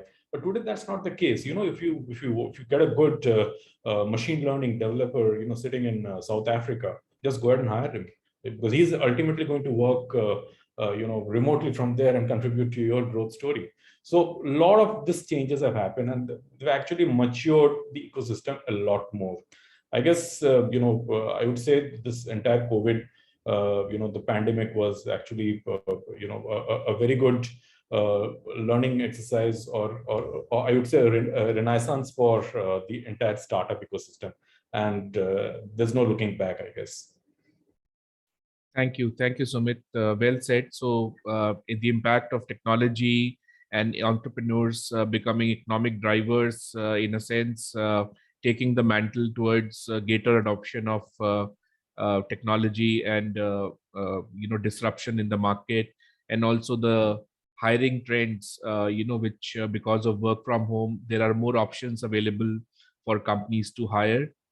In fact, one of my technology friends who has a startup in the US was telling that the salaries for technologists have increased so much that one is almost paying the same salary in India as one is paying in dollar terms in the US, and that is one impact of the insertion of technology in practically all business models. So lastly, coming to Kumar Prashank. Kumar, thank you so much for joining in today. So what are your views on the startup ecosystem panning out globally in light of the vaccinations getting played out? Good morning, everyone, and thanks for having me here. I think, Tushar, I completely resonate with what Shashank and Ankur put forward, but I would say the more resonance that I have is with what Sumit had to say, because essentially we'll have to actually see that there are two kinds of startups. There are the tech startups, and then there are the non-tech startups. And of course, COVID has really given a push to the tech startups for sure, because they are thinking aggressively on how to solve those generic problems, which always have been there. Like if we talk about Uber, like we always had those taxi stands in India where you had to go and get a taxi, and it immediately came onto a tech platform. And similar things have been happening. And the last 18 months have really opened up people's minds, especially in the tech industry, how they can go ahead and solve these smaller problems. And that definitely has really snowballed into a kind of directionality where tech startups have really a lot of funding, as well as a lot of interest coming behind them, and people are standing behind them. But we have to also see that the rest of the stuff, like I'll share a name, Euler Motors. That's one of my colleagues, a junior of mine. He's launching it on 27th October.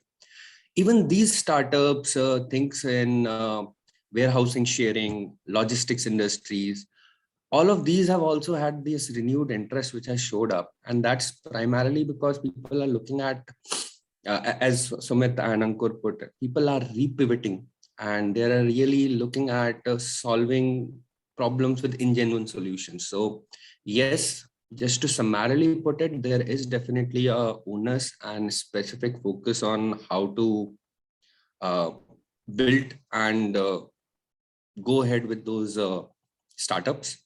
And I'm pretty sure this is only going to increase going forward. Great. Well said. So, this adoption is across the board. It is not only, apart from startups and, non-tech companies are also seeing changes in their business model. Well said, Prashant. So, my next question is starting with Shashank, that, we are seeing 2 to 3 or even 4 startups becoming unicorns every week. This kind of a phenomena which used to happen in China, where 4 IPOs used to happen on the Chinese stock markets and used to create billionaires. So, in a sense, a similar kind of phenomena is happening in India, and everyone is, tuning into the happenings.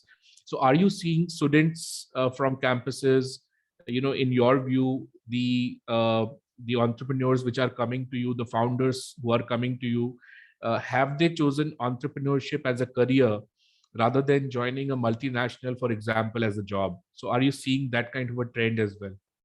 No, I think this trend has been making for the last 10 to 12 years. I remember I did my MBA from IMI New Delhi, and we were a batch of 65, 70. And obviously this was 2008 crash. So I didn't get placed despite the fact I was part of the placement committee.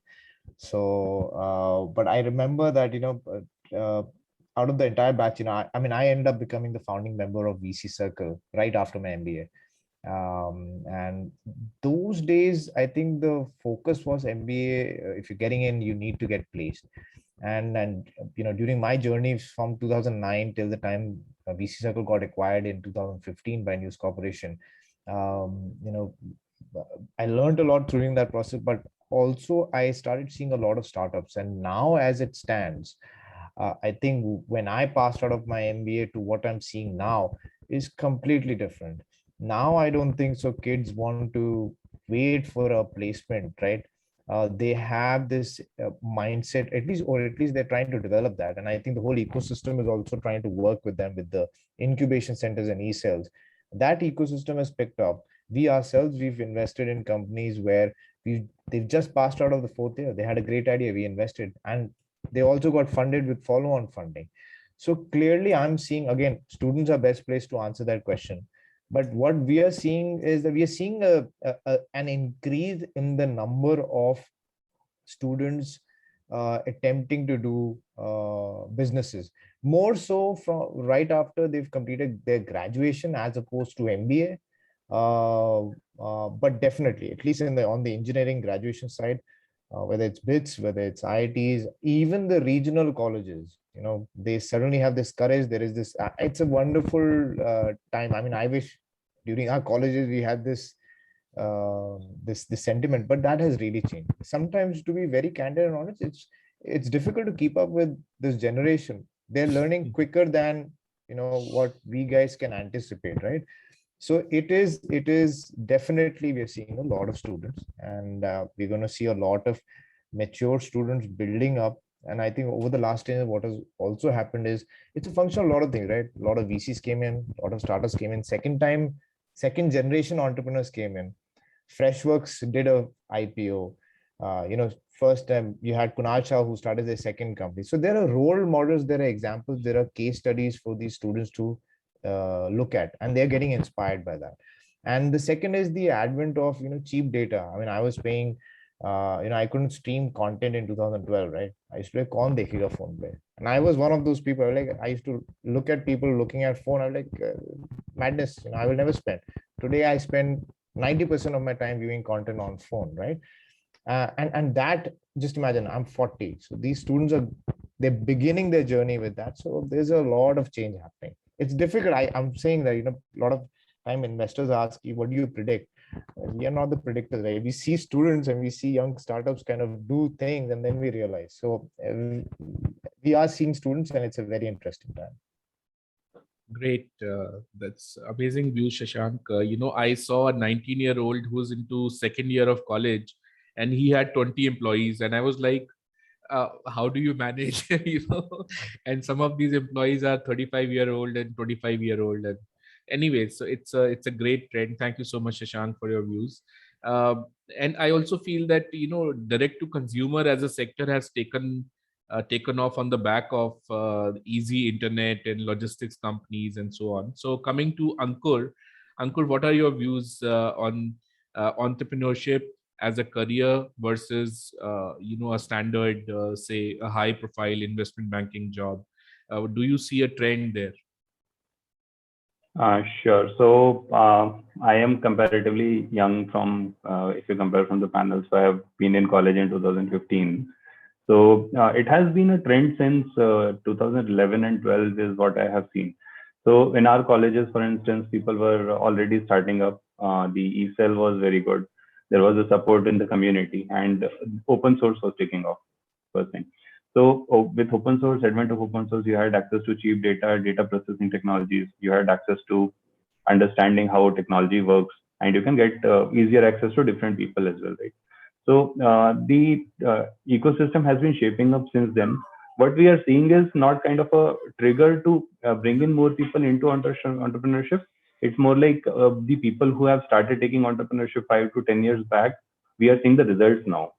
So the IPOs that we are seeing, the number of startups that are picking up, and the interest that we are seeing in the current thing is kind of the outcome of what people have done 5 to 10 years back. We'll definitely see a lot of more entrepreneurships as well coming in. Earlier, it was more kind of a tier 1 college thing, but now we also have seen a lot of people go out of the company and start their own stuff, and then also people from tier 2 colleges as well are taking a lot of courage. And this family has been driven through technology and the open source rise is what we have seen. Definitely, we are going to have a very interesting future ahead. Right. Very, very exciting times. And, it's really, all of you seem to have been observing that and experiencing that. So coming to Sumit, what are your views? Are you seeing the students increasingly opt for entrepreneurship? Oh yeah, no, absolutely. And as Ankur said, he's quite fresh right from college, so his experience matters a lot. So I passed out from NIT Trichy in 1996, and we had a eCell in our college. It was not that active. There were just about 5% of us who opted for it. They joined, and there were some programs running, but people were more interested in the Tatas and the telcos and the Citibank kind of a job. And that is where the hurdle is to go towards. But now, if you look at, I've been fortunate to be part of a few of the eCells in IITs, IIT Kanpur and IIT Bombay, and I'm amazed to see the kind of interest that I see in the students from those colleges. There are hordes and hordes of students in the final year, in the third year. They're part of the ecosystem. They're actually talking about ideas. Many of them are running startups which are in a bootstrapping phase. The eCells there are helping them get across to investors, VCs, and so even when they're studying it, when they're in third and the fourth year of the college, they are actually looking at an alternate career option. In our case, it was very different, right? We were more focused on what projects we do. Should we prepare for GRE, or do we look at GMAT and those kind of stuff? But here the situation is very, very different. People have entrepreneurship now built up in their DNA. And that is also because of these successes that we have seen in the market today. 2021, 26 unicorns from India till now. 6 unicorns in the month of April alone, right? So that's the kind of activity that we see. And these are all success stories, right? People read about those successes. There are icons created. And you all want to follow that, right? You see them successful, you see them doing something, solving some real core issues, and you want to be part of those those stories. So of course, the students have a lot of options. Any institute which feels entrepreneurship is important, they should set up an eCell and provide complete support to that eCell. The tech institutes are doing extremely good. The management institutes may need to pick up.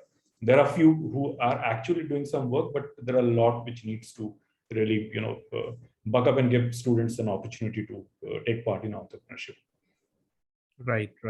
That's, you are very rightly said, Sumit. eCells, the government came up with Startup India, DPIT, Invest India, and, a lot of the government institutions now have entrepreneurship cells, and there are so many incubators as well. And I am actually a mentor and judge at entrepreneurship cells of 5 IITs. And in one of the events which was happening in IIT Mumbai, the guy there said, "Sir, we have 2,000 startups coming in for the event."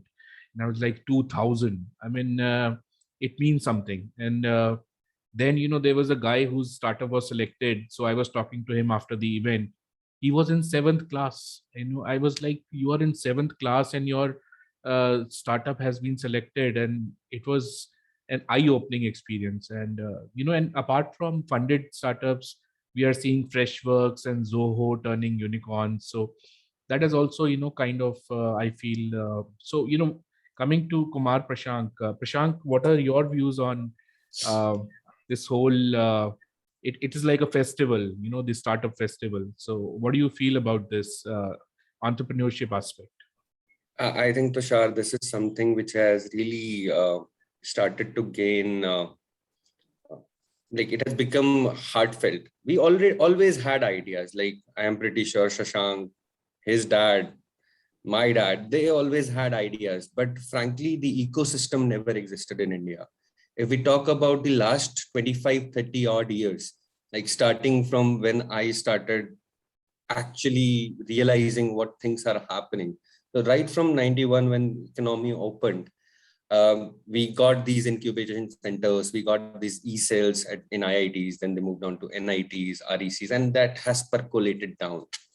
What trend I see actually, every other guy that I hire for the firm, or even if I interview in a college or anywhere else, they have their entrepreneurial instinct, they have certain idea, and they have also reached a stage where parents, so we have seen the middle class grow basically in the last 35 odd years. And they're at a stage where they can actually think about leaving their job, not even starting a job and really jumping into and trying doing something in their initial years where they have the zeal. So that's why we are seeing people in the 20s really going out and experimenting, at least trying out. They might fail, they might succeed. And I really don't hold any of that against anyone. But the whole idea is being comfortable about it. And so are the parents. They're allowing people, they're allowing kids to really go ahead and experiment. That is the change in ecosystem that has really happened. And we have to acknowledge that. And I have always been supportive of people who wish to do something. I have had multiple ex-employees of mine who have gone out and started something up. I have extended them help, not just financially, but in any other sense that we could help them tech-wise or otherwise. So this is something that we have to appreciate, that the ecosystem overall has changed and people have really become comfortable about taking those risks, which earlier, frankly, me as a child, me as a part of a family, they never had that kind of freedom or independence to explore. So that's my 2 cents on this whole thing. Right, Prashank. You are very rightly, nailed it when you said that actually our whole academic system is not gearing us for risk taking. And when entrepreneurship cells and incubators open up, they allow you to do so. So it's a revolutionary change. Coming to little more micro, within the startup ecosystem, which are the sectors which,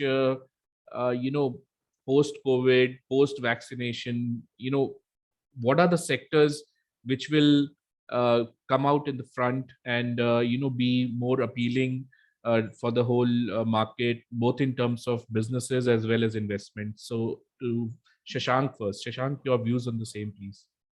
So, we are a sector agnostic fund, and, bulk of our investments have been in, our objective is to invest in high growth companies. And what we've been seeing is technology enabled businesses, obviously, as you mentioned earlier, and the co-panelists mentioned, have seen a surge in terms of investments, in terms of growth. Some of the sectors which are emerging, and it's a good play. Firstly, every company is going fintech. So like fintech used to be a vertical play. Now it has become more of a horizontal play, with the government regulations around, let's say account aggregation. A lot of companies will eventually have a strong component of fintech, right? And in my opinion, and many other active investors' opinion globally, India is poised to become a very deeply entrenched country, which will see financial transactions happening in tier 2, tier 3 cities like never before. So fintech as a sector is what we've imagined a fintech as is no longer going to exist, but it is going to become so big that that segment and the subsets which are going to emerge from fintech are to be looked after and looked into. The other is obviously SaaS got huge acceleration in the last 10 years, right? There were many SaaS businesses, and they were largely dependent on the US market. Today, you have great SaaS businesses being built out of India, selling to international, and also being built in India and selling to Indian customers. So SaaS definitely as a segment is really picking up, and within that, obviously, health tech, agri tech, vertical e-commerce. We invested in a company called Cora Health, which is a vertical healthcare platform providing only healthcare products, right? So many models are emerging. I mean, to the extent we invested in a company called Social, which is doing social commerce, to a podcast company.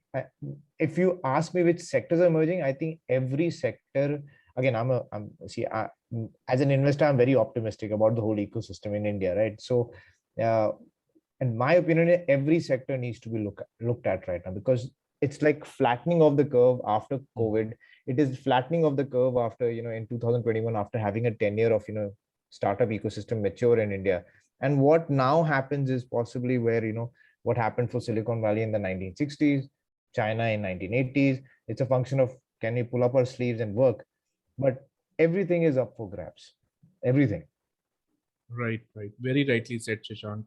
In fact, in fintech, one of my client companies, they have created a intellectual property that they allow banking on feature phones, which don't have an internet.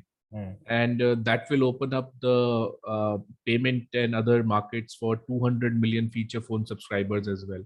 So it's really going deep. You very rightly said. So coming to just a minute. Coming to Ankur. Ankur, what are your views on micro sectoral plays, especially in light of COVID and the vaccination getting played out? Yeah. So there are going to be subsectors as well. Like fintech is going to become too big. It is going to become a retail in next 5 years, right? So there will be sectors emerging within the fintechs as well. Like you see neo-banking startups coming in, BNPL startups emerging a lot. So fintech itself is going to be too big. So there is nothing to be said about it. EdTech is one which is going to see a very high boom in the coming time.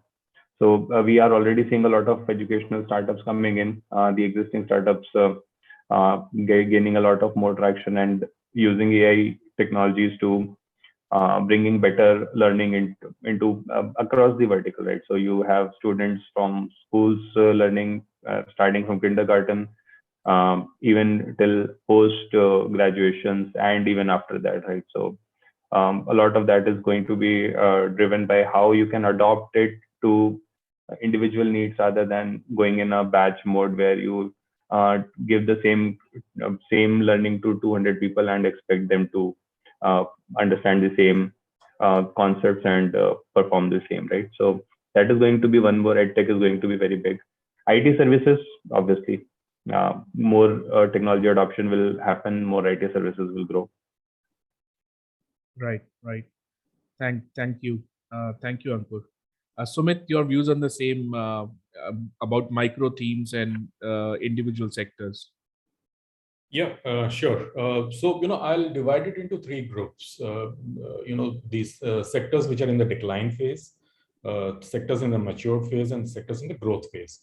So if you look at, the trends over the last few years, I think about a couple of years back, we had seen AgTech and digital media, booming with InMobies of the world, making real impact. That was one sector where a lot of investments are happening. But today, if you look at in 2021, these two sectors are actually in a decline phase, both AgTech and digital media. And then if you look at the phase where the sectors have actually matured, where they have seen the growth over the last couple of years, and they have now almost matured, and we don't expect a hockey stick kind of a growth curve happening for them. Sectors like cybersecurity, edtech, clean tech, life sciences, and gaming. Gaming primarily because of the lack of regulations in India. There is still not very clear regulatory clarity on non-skill and skill-based games. Once that comes, maybe gaming would move to a different phase of a growth phase. But as of now, it is in a mature phase because we don't see a major growth happening in that. Cybersecurity is critical, but then cybersecurity has been critical for quite some time, and hence I say that this particular sector is in a mature phase. Growth phases, stuff like blockchain has come up in a big way. There has been about plenty of investments in the blockchain space, both from the VCs early stage and late stage.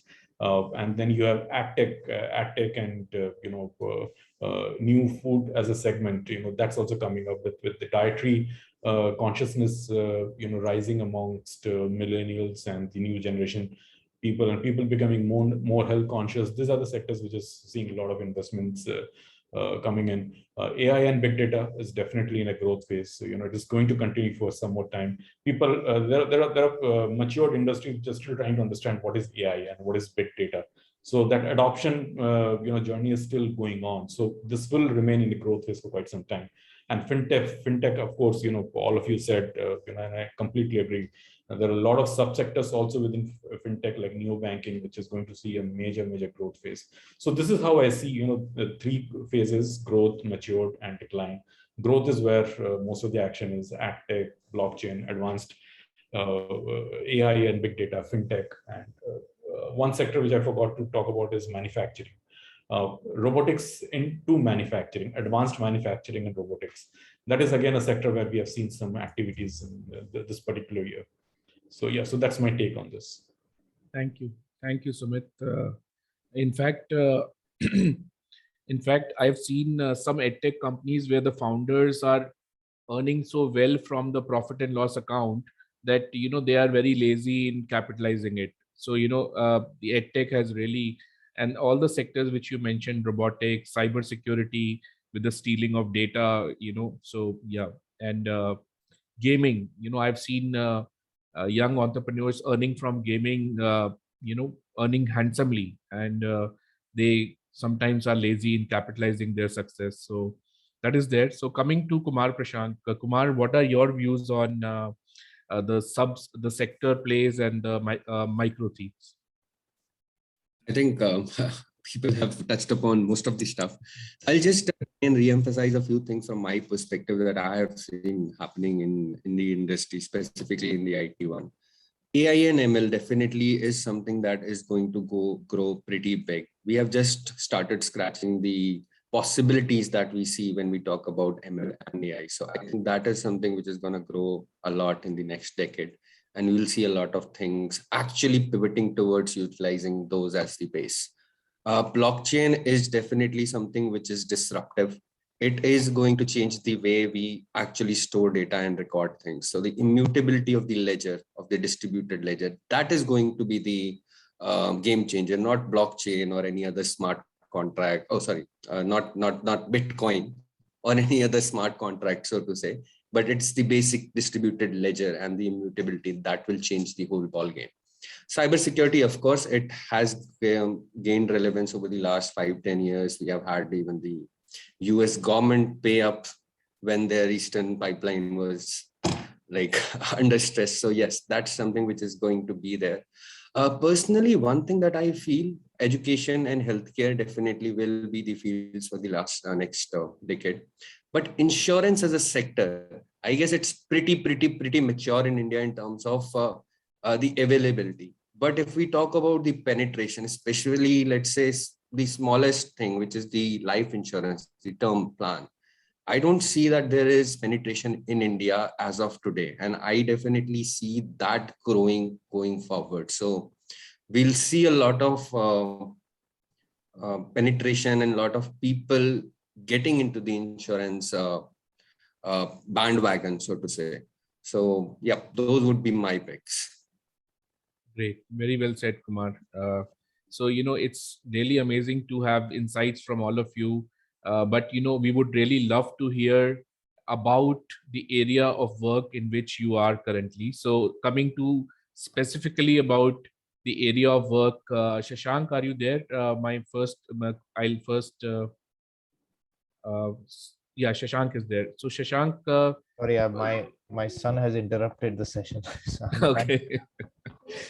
Okay. Yeah, sorry. So should I ask to you or? No, please. No. So what's the question again?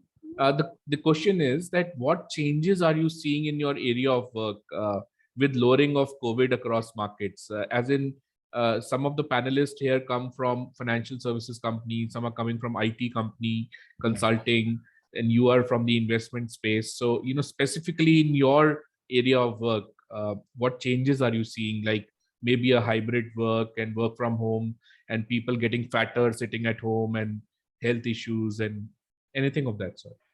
No, I think hybrid is here to stay. We were working out of home from March 2020, and we did. Sorry, just give me a moment. Maybe somebody else wants to take this up. I'll just kind of sure manage the situation. Sure. Ankur, are you there? Ankur? Yeah. Could you comment? Yeah, could you comment on the changes you are seeing in your area of work? So COVID in itself has done irreversible change in the way we work and the way businesses operate. So hybrid model in terms of working is going to stay, like Shashank was mentioning. There will always be like work from homes, and given that we used to ponder over this thought a lot, like can remote technology teams work remotely? Can you have a model where everybody is at different locations and you still operate, right? So COVID gave us a chance to actually prove to ourselves, like it did not leave us any other option.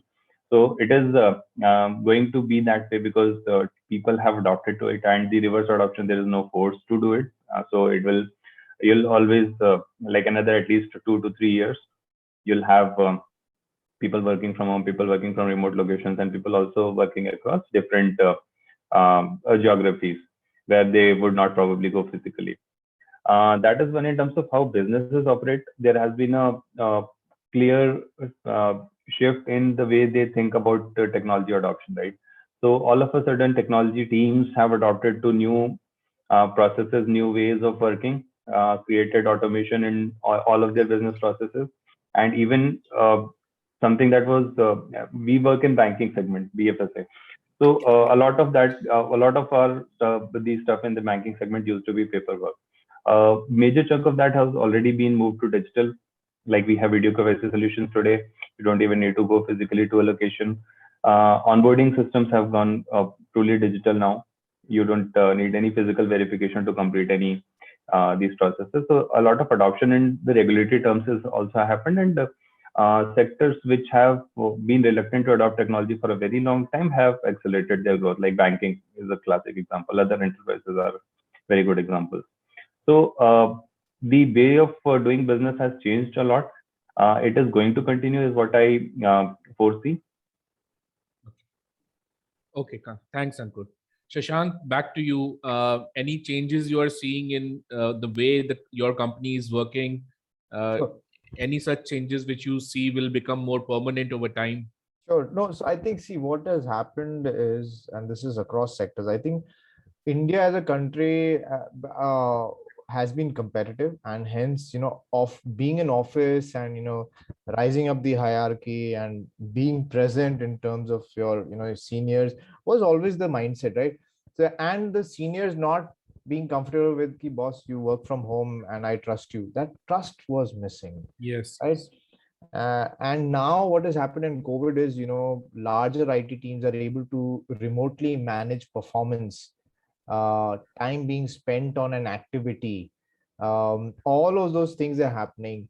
And hence that is giving rise to a new sense of play. For instance, there's a company which we invested in called Beehive, which is which offers SaaS offerings to large organizations managing their tacit knowledge. Because the argument is, agar aap office mein ho, to knowledge is a different kind. How do you kind of, accumulate that knowledge if you're dispersed, even if you've agreed to work remotely, right? So a lot of new things to kind of connect these moving pieces have come into picture, and hybrid model is here to stay. We moved to working from home in March, like everyone else, and then we decided to come back after a year for twice a week or thrice a week. But over that last 1 year, we ended up doing 19 or 23 deals all virtually, meeting founders virtually 1 time, 2 times, 3 times, doing the due diligence,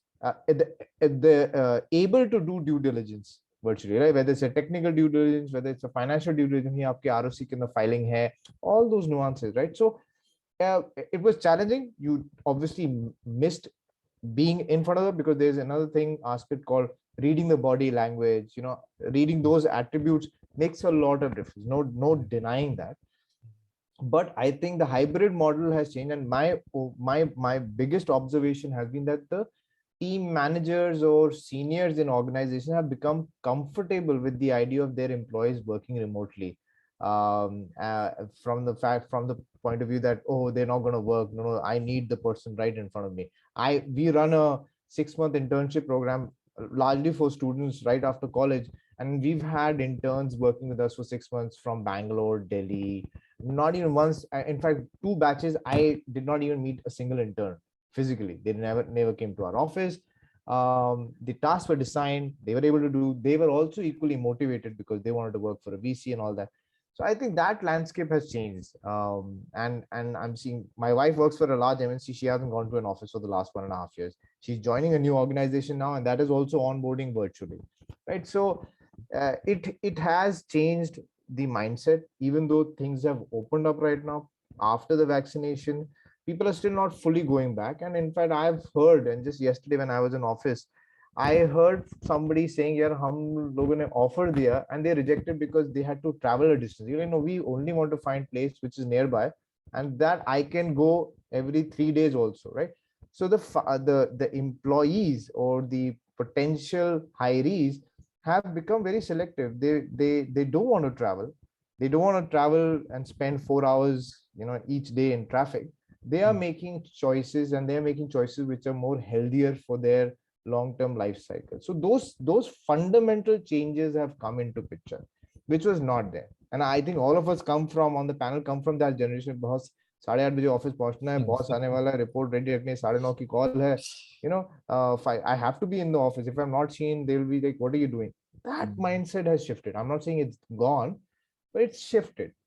I've become more comfortable working with employees remotely, right? So those things are changing. Right, great. Thank you, Shashank, for the insightful views. I used to always wonder, multinationals say don't come to office, like General Electric, and here Indians say if you don't work to office, your salary will be cut. So, very rightly said. Sumit, your views on the same. So, from the PE world, initially when the COVID started, and, we started all of a sudden seeing a slump in the deals being signed. The discussions were going on. We were getting proposals, LOIs were going out, term sheets were being discussed, but people were not ready to sign on the dotted line because they were not comfortable doing it without meeting face to face. And that happened in lots and lots of our deals. And that was for the initial about 7 months, 8 months. And then the second phase came, the second phase went. And then, we started realizing this is not the way I think things are going to work. Let's be comfortable with the new normal. And then I think the industry started moving towards the new normal of actually even signing term sheets, the final negotiations, completely remotely. So that is something which has started now. We are doing deals remotely now. We are signing term sheets. We are closing deals, in fact, remotely, not even meeting physically even once. So those are the changes which have started taking place. And in terms of work, the work environment, I guess that's going to continue to remain hybrid. And it's working out good for everybody, right? Why do you spend 3 hours, 4 hours traveling on the road, right, to commute to your office. Let's spend that productively, in your, with your work computer and do something productive. That makes a lot of more sense. And people have started realizing that, employees have started realizing, companies have started realizing, as Shashank said, the trust element has really come up. You've started trusting your employees, and that ecosystem has been built. That, okay, so what? He's working from home, he's delivering. It is more about delivery now. It is more about meeting your KPIs now. It is not about showing your face and being in office for 9.5 hours. That's not critical anymore. What is critical is, are you delivering? Are you meeting your KPIs? That's more important. So yeah, I think things are changing. It's all good. This is the new normal. I think we have to accept that almost across all the industry segments. Very well said, Sumit. Thank you so much. Kumar, Prashant, your views on the same, please. Are you also in for work from home, hybrid workplace? What are your views? Right. So I'll come from an information technology mindset. That's the firm that I'm running. And frankly, I completely agree with all the speakers that the myth of having the person by your side, that has definitely got broken. I mean, that was an Indian mindset, and not just Indian mindset. I have seen my US clients do that to me, and even some certain European geographies do that they want the person right by their side. So definitely that myth has broken, and I think that trust level has increased. It is become delivery dependent. If you are doing the delivery, it doesn't matter to any person if you are doing it 3 in the morning, 3 in the afternoon, or 3 in the morning. I mean, I need it 10 a.m. next day. I get it. I am good. But simultaneously, we'll have to realize there have been challenges also. It's not been hunky-dory all along. So there is this company team culture, assimilation of people into the teams, making them feel comfortable. Like, it's very easy for all of us to come here and discuss. We have common things and we are comfortable with each other. But someone who is coming in and joining a firm for the first time, he doesn't know anyone.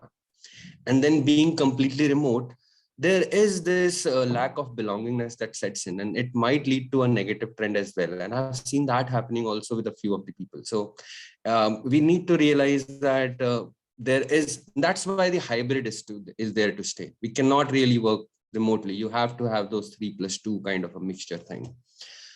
Trainings have been other challenge that we have been facing. Like, you have new people. Whenever people come in from campuses, there is this disconnect. You have to run. I mean, I used to say, I call it campus to corporate sort of jump. You have to give them some insights as to how things have to be handled when you're talking to a client or when you're working internally, professionally. How do you ensure that your interpersonal relationship and workings remains non-problematic? So that's definitely there. And if I talk about people's mindset of coming back, they are okay to go to Shimla, but they are not okay to come to office. That is also another trend that we'll have to see and work upon. But then I completely agree with Sumit. This is a new normal, and I would say it is still actively evolving. It's not really set. We'll have to see where this new normal actually settles out. Great, right. Very interesting. Thank you. Just adding Sure. to that point, Prashant made a very valid point. I experienced this personally. We had an IIT Kharagpur intern, and we thought, very good. He's working remote. He'll be happy. Office nahi aana pada and all that. And 1 month down the line, he's like, boss, you tell me when can I come down to the office and sit with you guys? Because this remote thing is not working for me. And I was taken aback. I was like, okay, I wasn't expecting this from a intern coming. Like, I need to sit with you guys. I need to learn. And that's precisely what Prashant was indicating, that sometime is the requirement. New gen folks need to understand how their seniors are dealing with certain situations. They want to experience that firsthand, and also what you might take them through an induction program virtually. They can learn a lot more just sitting across the table with you in 15 minutes. Sure. So those aspects will be there. The other point which crossed my mind when Prashant was saying the Shimla point is also, I think, larger organization in Bombay particularly. I'm not sure how many of you are from Bombay, but Bombay, BKC and Lower Parel have seen the commercial real estate side go completely bonkers, right? I mean, Deloitte shutting down their 4 floors office. Right, companies housing 10,000 employees let go of their offices, right? Particularly in IT companies. I don't know about Infosys domestic ones, but larger ones like, boss, I don't require so much space. So the cost of operating in terms of, your infrastructure is going down, and companies have suddenly realized that there will be quarters where I might not be able to perform in terms of revenue. Why should I bear the cost of real estate or wherever I can reduce my cost, right? So those points are emerging now. Nobody thought of not running an office, right? Today, I've seen larger organizations, they said, if we, and this is examples, we work out of a co-working space, and we've seen organizations which had 5,000 employees, and suddenly they've decided that, they've got 3,000 employees which can work from home. And for 2,000 dispersed, why don't they pick up, a 100-seater space in a co-working space rather than decorating and picking up a entire. So the whole model has completely shifted. And the third element, which again, working out of co-working spaces, the cross-pollination of information. Now, investors, startup, and corporates are all sitting together. कोई किसी के table पे जाके कुछ बोल रहा है, आप कॉफी पे मिल रहे हो, right? So the whole ecosystem, we are definitely not going back to the same days, is very clear. How it will emerge, building on Prashank's point, is yet to be seen. Thank you, Shashank. Very incisive. So just coming to the end of it, we have another 5 minutes. So I want you to put your hand on your heart and answer this. If you are getting a failed startup entrepreneur versus an experienced employee, like an experienced hand, which one are you likely to pick in your team and why? So starting with Shashank again. I think I'll leave this for the others to be, and I'll possibly say at the end. Maybe Sumit, Prashank, Ankur, you guys want to go. Okay. Ankur, would you like to come in? That's a tough one, actually. And speaking in front of finance professionals. So there is pros and cons, as always. You have a trade-off.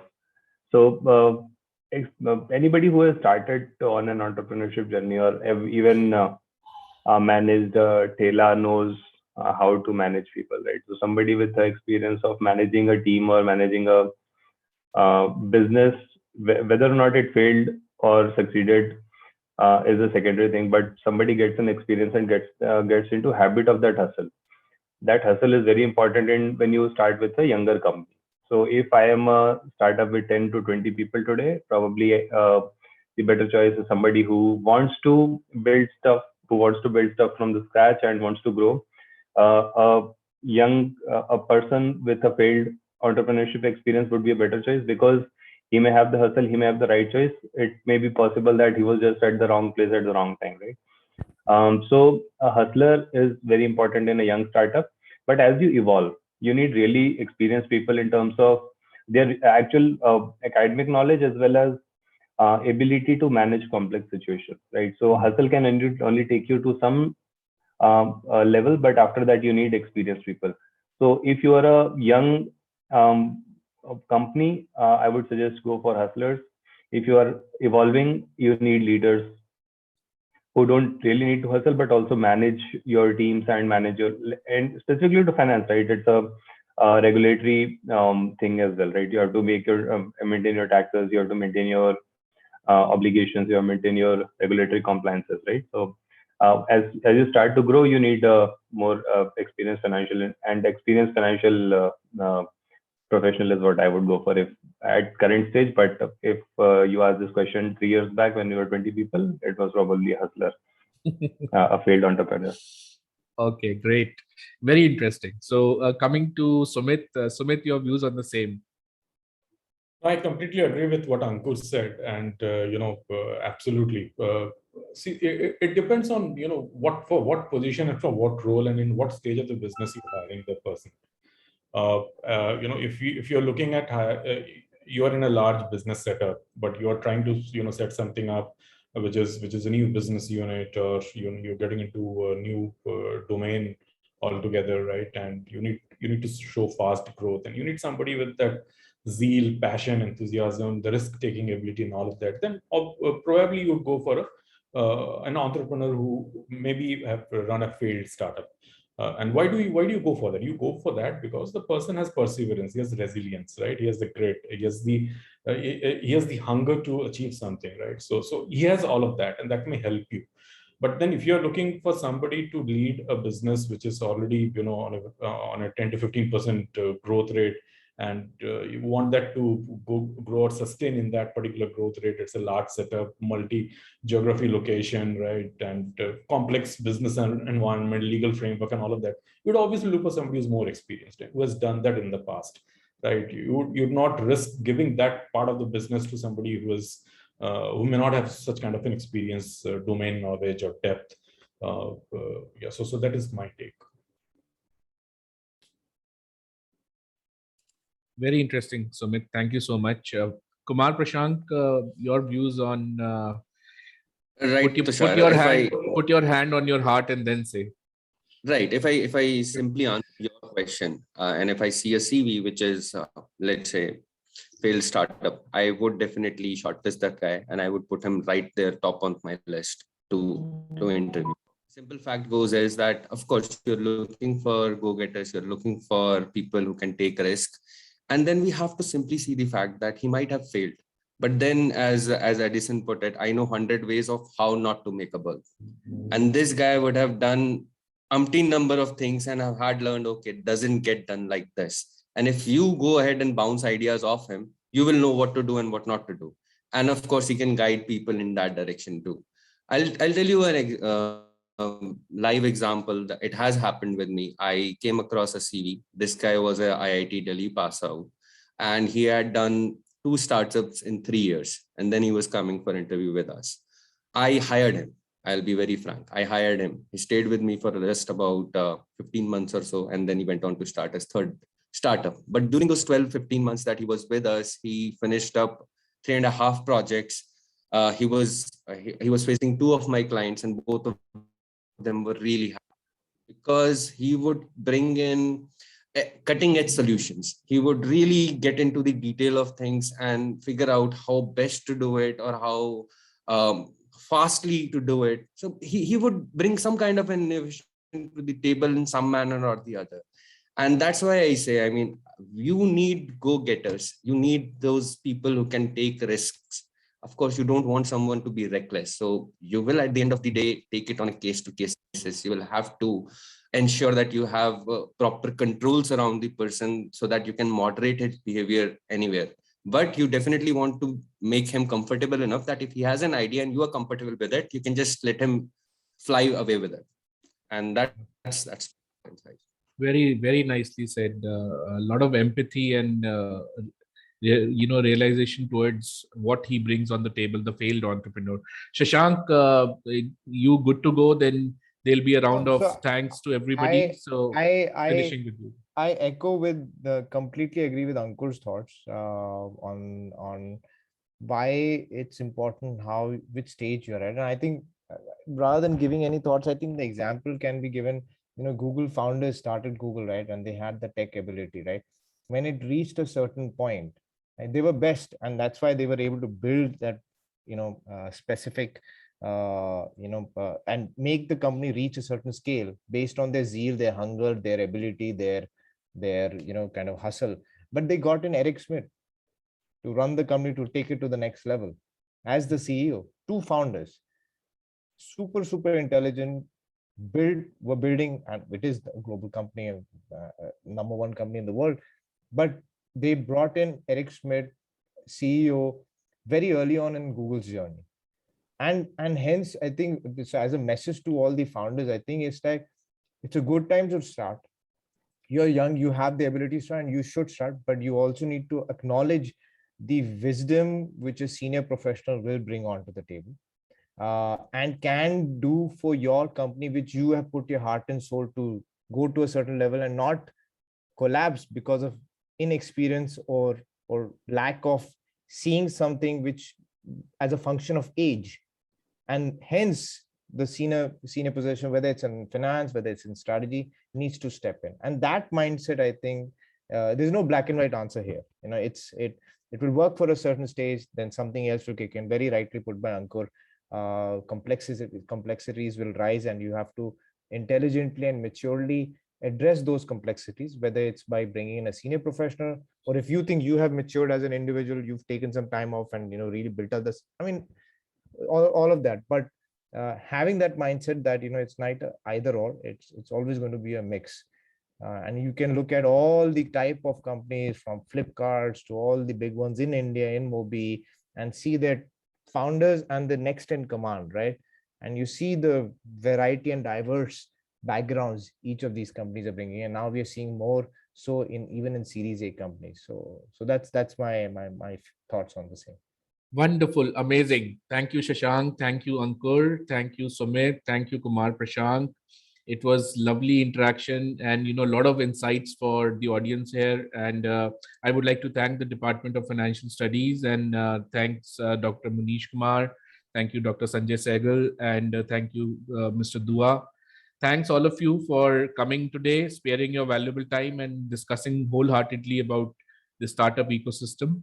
Have a good day, and I would like to take your leave now. Thank you so much. Thank you all. Take care. Bye-bye. Thank you, everyone. Thanks, everyone. Have a good day. We hope you all enjoyed the session. I would like to thank all the speakers for taking their time out and giving us insightful details on decoding trajectory of the Indian startup ecosystem. Now we will continue with the next session, that is a fireside chat session. We are privileged to have with us Mr. Mridul Upreti. Mr. Mridul Upreti is the sector lead in tourism, retail and property, MAS Upstream, Asia Pacific at International Finance Corporation. He is an experienced professional with about 20 years of experience in the commercial real estate industry. In his previous corporate role, he was the senior advisor for housing finance, IFC at FIG department. He has also worked with JLL and was a CEO of Segregated Funds Group. He has professional skills in valuation, investments, portfolio, and asset management. With interest in technology and startup investing, he is also an angel investor. Mr. Upreti is a distinguished alumnus of DFS and has been a visiting faculty for the department. He possesses deep knowledge of the practical realms of the current business environment and emerging funds in fintech. Thank you, sir, for taking out the time out of your busy schedule. We have planted a tree in your name as a token of our gratitude. Without further ado, now I request Mr. Mridul Upreti to take over and kindly begin the proceedings of the session. Okay, thanks. Thanks everyone for having me. I don't like the spotlight on myself, so if you can go back to the screen where I can at least see the audience, that should be good. Yeah, maybe everybody on the screen is a better outcome for me. Anyways, thank you for having me here, and thanks to Dr. Sanjay Sehgal and Professor Manish Kumar. I think MFC, or as we used to call it, I graduated in 2001 from MFC, so it's exactly 20 years since I graduated from MFC. And as was discussed in the introduction, I've had various interactions with the department. So I used to be a student, obviously, then became a visiting faculty, which was just a stroke of luck. I was visiting the campus and Dr. Sehgal asked me if I could teach real estate. And then I also participated in my previous firm in recruitments. Then recently, I was also trying to help the department in setting up the innovation, setup that they have. And so it's been quite a journey and a good association with MFC or DFS BE as it is known right now, if I stand corrected. So I don't know how to do a fireside chat where you're the only speaker. So normally you would probably have somebody asking you questions. And for whatever reasons, if this appears to you like a monologue, so my apologies. But I think what would be useful for this for this audience is, given the title that you have today, and I'd like to have this as an open forum. So please feel free to post your questions on the chat, or we can have a Q&A. I don't know who's moderating the session, but please, I would really love it to address queries or questions that you may have. So I'll just briefly divide my talk into 3 or 4 areas, and let's have a poll, right? So let me talk about stuff that you like to hear about, rather than me just talking about anything that I like to talk about. So here are 4 or 5 choices that you can pick from. Number one is about, the entire startup ecosystem and how do you look at it as an investor. So that's one topic. Second topic is career opportunities for graduating students, right? So that's how do you get jobs, or how do you become an entrepreneur, and where are the opportunities? The third is new areas in finance. So because we are in a finance forum, so are we interested in distributed finance? Are we interested in blockchain? Are we interested in climate finance? Whatever it is, right? That's the third topic. I hope somebody is taking note of these topics, because I'm just saying them as they appear to me. And the last one is my area of expertise, which is real estate. So real estate markets, prop tech, whatever you want to talk about. And one topic that, any of the student, any of somebody who wants me to talk about, I'll be very happy to cover if I can. So I'll pause and let me just hear, how should we begin this conversation? So the batch will be writing their questions in the chat box. You can take them up as and when they write, and meanwhile you can continue with the discussion that you want to put the batch. Okay, so let me start by talking about, let's start with real estate, which is the easier topic for me and something that I've been doing for the last 20 years. And I'll talk about this for the next 2 or 3 minutes. And let me also end with career opportunities in the current world for finance professionals. So as a brief background, as I described myself, I graduated in 2001. Prior to MFC, as it was called at that time, I did a bachelor's in town planning from School of Planning and Architecture in Delhi. So 1999 batch, and then 99 to 2001. From 2001 to 2017, I was with a company called Jones Lang LaSalle, and then took a break in between. And now for the last 2 years, I've been with IFC, which is the part of the World Bank Group, and it is the private sector arm of the World Bank Group. So I should also caveat that whatever I say today represents my own views. These are not necessarily the views that are propagated by World Bank or any of its subsidiaries. It's important to make this because these are my personal views. So let's start. If it was an open forum, then we would have it more interactive. But generally, real estate in India, and all of you who are following real estate, and from a career perspective, and that's the lens I will put in this conversation, is real estate 20 years ago used to be a very, very nascent asset class in India. It was emerging, and most of the participants who used to buy real estate were high net worth individuals, right? So the real estate market was full of brokers. It was full of high net worth investors who were buying small properties, and it was highly unregulated at that point in time. I think the change that happened in real estate in India was in the year 2005, where FDI was allowed in India for the first time. So there was a press note 2 that was released at that time, and that basically said that foreign investors can participate in Indian real estate. Now, generally, real estate is a big asset class throughout the world. If you look at it today, real estate is probably $250 trillion across the world. So it's a very large asset class. And this includes all types of real estate, listed, unlisted, REITs, privately held. And that's an estimate that is generally made.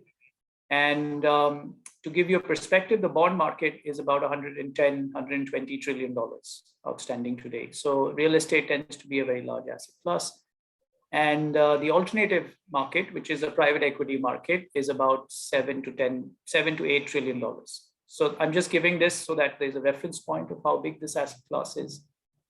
And everybody who's been in India knows what real estate is. It's basically, you can look at residential, you can look at commercial office space, retail malls, etc. So putting the lens of finance, 2005, you saw the FDI regulations open up. And then from that point onwards, there was the first phase where a lot of private equity investors participated in Indian real estate. Now, that continued for a while, and you saw a few $1 billion being invested in Indian real estate. There was 12 years ago, there was the global financial crisis. I don't know how many people remember it, but for a reference point, please go and see the movie Big Short. And maybe the better choice is to read the book by Michael Lewis called Big Short, right? So it aptly describes what happened to the housing mortgage market in the US and then the entire crash that happened in 2007, 2008. So there was the first phase of private equity in India in real estate. Then thereafter, there were bigger consolidation transactions that happened, which means larger private equity funds, namely the people like Brookfield, Blackstone, and the larger funds which came in and started doing platform level transactions in India. And so when you fast forward in 2019, for the first time, real estate investment trusts, REITs, were allowed in India. So India today has 3 REITs, office REITs. And people, if you want to know what REITs are, I can have a discussion on that. But basically, it's a proxy for owning properties, and it's like a mutual fund, in very colloquial terms. And the vehicle is listed in the stock exchange, and you can trade it. So the REITs in India started. It's a defined asset class. A lot of long-term pension money is invested in REITs, and so in India, REITs started in 2019, and today we have. March 2019 to 2021, we have 3 REITs which are listed, and all 3 REITs are office REITs, right? So the underlying assets are office. Now the other interesting thing which is happening in real estate is real estate as an asset class is a big guzzler of greenhouse gas emissions, right? GHG. So there is, as you know, there's a conference which is happening next month, which is COP26 in the UK. And one of the agendas after Paris Climate Accord, which happened in 2015, you have this thing that, what are the major sectors that need to be decarbonized, right? So the situation is very simple to understand. You have a lot of greenhouse gas emissions that are released because of construction activities and operating activities of properties. And there's a natural tendency in the world to sequester or to capture that carbon and then keep it out. But then that is not enough. So you need to have decarbonized strategies. So in real estate to make that impact so that the world does not become even more acutely affected by climate change. Right. So that's the summary, and that's where the future of real estate is, which gives me a good segue to discuss today's topic, which is PropTech, right? What does the solution which is provided by technology for the next decade, and that is going to be very important as a career choice for most of the audience who are studying today. So 20 years ago, the best job offer was to join an investment bank, perhaps, or to join, a traditional bank. But 2021, in this decade, probably the best choices could be in the climate finance angle, right? So that's one area to watch out for from an Indian student perspective. The other is as more and more real estate gets institutionalized, you could also look at opportunities in REITs and in other private equity sponsored vehicles. So that's the summary on real estate. Now, how do you define PropTech? And then what is the connection to FinTech, which is the topic of today's conference? And so, I would define PropTech as any technology that enables a business process or a business, transforms a business, which is in real estate. That's a colloquial discussion. And the reason why it's interesting to see this way is that when you look at it from this lens, you can probably cover 90-95% of the PropTech market. Now, what is the best way to describe PropTech further? So is Oyo, for example, a PropTech company? Is Magic Bricks a PropTech company? So what is the expanse of PropTech? Where do you say this is PropTech or this is just a simple booking engine? So in my definition, if you just look at a 2x2 matrix, if you can imagine it, and you can just imagine that it's either a device or a service that reduces cost or has impact on revenue, right? So cost, revenue, device, service. And you can put Oyo, you can put Magic Bricks, you can put booking engines, you can put 3D printing, you can put AR, VR devices, augmented reality, virtual reality devices. So you can put all these use cases in these 4 boxes. Most of them will fit, right? For instance, a service that has impact on revenue for the developer could be a booking engine. Very easy to understand. A device that could be a cost function, but could save a lot of time for developers, could be doing project management using IoT, or project management using a SaaS, a software as a service output, right? So that's on the cost side. So it's an easy way to understand PropTech. And for some reason, PropTech is often seen as a subset of FinTech.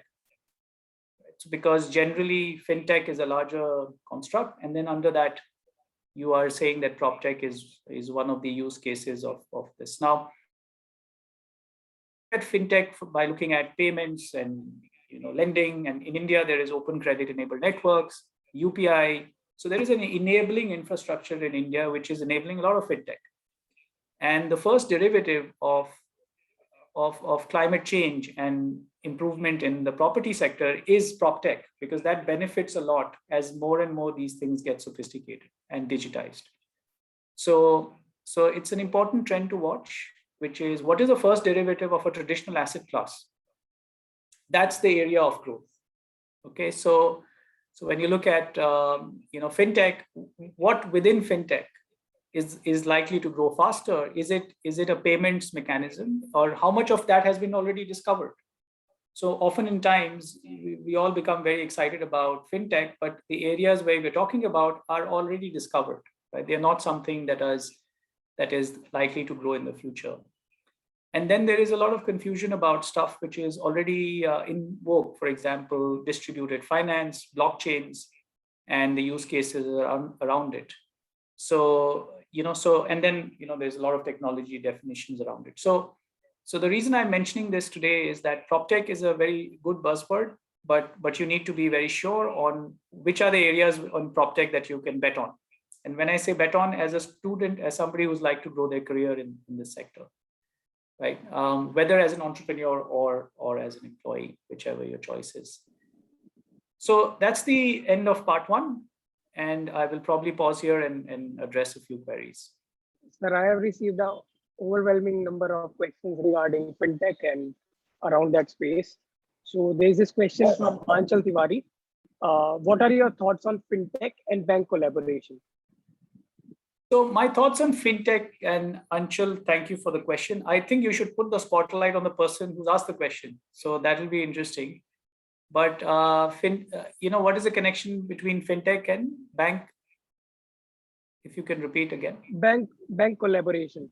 Bank collaboration, yeah. So, there are traditional processes which are run in a bank. And there is often an incumbency mindset in a large bank where the bank, so what is a bank essentially? A bank is a corporate body that takes deposits.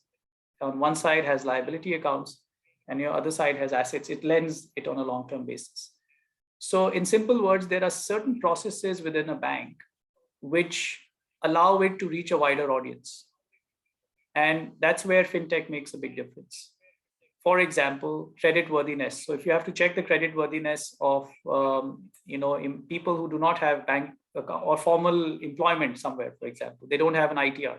So how do you do credit assessments of those people? That's a big case because you can, the new banks or the smaller banks are able to address this in a big way. Second is loan processing. So loan processing, the turnaround time becomes very important. So when you look at the underprivileged or the next billion, as it is called in India, it becomes extremely, and that's not to say that the next billion is underprivileged. I'm just saying as an asset, as a group of people, the underbanked people, if you have, how do you reach them with faster output and low cost? Because the cost of doing that operation does not really warrant you to have physical presence. But if you deliver that service in online format, your turnaround times improve and also your cost to income ratios improve, which is a good metric in a bank. A bank always looks at the cost to income ratios, and then you are able to see that. So that's number 2. Number 3 is fraud detection. Multiple PAN cards, multiple this thing. So how do you do that credit check? That's the third point. The fourth point is portfolio management. How do you do static analysis on how do you analyze portfolios as they perform, right? So you can use technology, you can crawl the data, you can dice it and splice it. And so these are some of the use cases that you can use and that come to my mind. I'll stop here and probably the next question, Shanti. Sir Anuj Mittal asks, what type of infrastructural support is required from government for prop tech startups to see substantial growth? I think the regulatory framework from the government is fairly okay. There's no difference between other technology providers and prop tech. I think for 2-3 years ago, there was a lot of issue around if you're an angel investor around angel tax.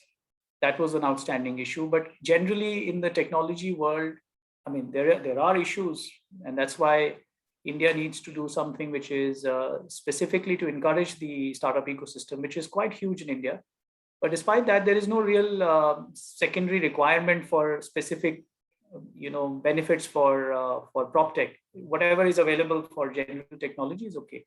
I think where the regulatory tailwind will work very well is where you have, let's say, climate-based targets. You have to reduce the greenhouse gas emissions. You have to measure these things. You have to do green bonds, which is another interesting topic. So how do you monitor, verify, and report these things? And for that, PropTech plays a very important part. So that's where I think the regulatory support would be very helpful, particularly for green taxonomy. And that's, so for operating buildings, how do you make sure that they're operating and they are following a net zero path, which is another interesting topic. So these are some of the areas where I think regulatory support would be welcome. What are your views on fractional ownership in real estate and how will they fare in an economic downturn? So that's a good question. Sorry, if you can mention the person who asked it also. Tanishq has asked this. Yes, Tanishq, good question. Thank you for that question. I think fractional ownership is the process of, let's say, 10 of us getting together and owning a house, right? So let's say a house is worth $100,000 and 10 of us put in $10,000 each, and then all of us go and buy the house. And you can do this at scale. And there are some startups which are doing this in India. I think if I recall right, there is one company called Strata in South India. There are a bunch of other people. And, my views are mixed. So number one is, it is a great thing to get like-minded people together. And that's the mixed view. People have to be like-minded to join hands and do this, because there is a disparity in my holding period versus your holding period. So how do you exit and create liquidity in that situation? The second is, at scale, this model starts bordering what is known as a alternate investment fund. So a better way to do that is to create a fund and then to invest that, which is already being done. I think where fractional ownership makes a big difference is the data analytics using technology on some of these properties. I think those are good use cases which a lot of asset managers can adopt, and or fund managers can adopt at scale. So there's this question: why is the share of real estate in the Indian stock market so low, even compared to the smaller countries like Philippines, Singapore, while cement and paint stocks are much higher? So it's a good question, because real estate as a listed stock has it's a difficult valuation exercise. It's an easier valuation exercise when you do REITs, because the REITs by definition are pre-identified assets, and most of them, 80% of them by regulation, have to be completed. So it's an easier way to value. But when you start valuing real estate development companies, then you have to value under construction properties, completed properties, land banks, management strength, so on and so forth. So there was a bit of a challenge in that. But if you just zoom out 10 years ago, most of these companies, and the realty BSE or NSE Realty Index which had 21 companies, if I remember right, it was doing pretty well. So yes, I mean, as market cap, it does not show up as a very large number, and that's okay, right? Because most of the real estate companies may not be listed, so that's the other way. And most of the listing of new stock will happen via REITs. So today, the 3 REITs that I was talking about, I think they own about 90 million square feet in office. And the office market is about 700 million square feet in India. So just about 14-15% of that is listed, and more will come out in the next few. So you will see market cap going up. But for the REITs, not as much for the development companies. So there's a question from Ritika. She asks, some of the critics have claimed that fintech is just another bubble. What is your take on it? Yes, Ritika, that's a good question again. It depends on what you define bubble as. So if you think Tesla's valuation, and I'm giving you another example. So Tesla's valuation, not a fintech valuation, but I'm just saying as an example, Tesla's valuation is $810 billion, just a shade below $1 trillion. And all the other vehicle manufacturers are worth $800 odd trillion, right? So the question is, what is a metric, appropriate metric to value technology companies?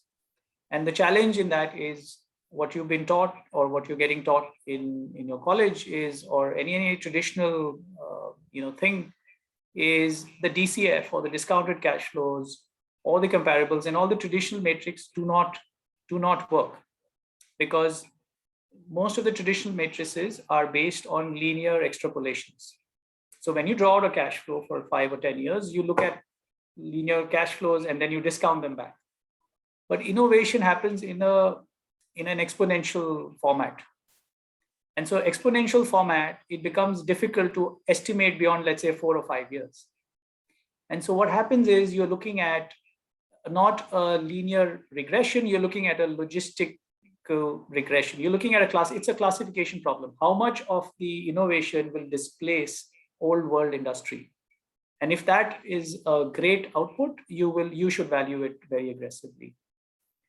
Sometimes the revenue models of fintech companies are back-ended. So you're creating the community upfront, and then you're monetizing it later, and then the valuation flows. And there are a couple of IPOs lined up in the near future in India on fintech companies, where if you take a traditional view, you would feel that the valuations are rich, right? And it could be right, but the point is, the only guiding principle is, from a first principle thinking, is how much of this behavior is going to displace incumbent companies, right?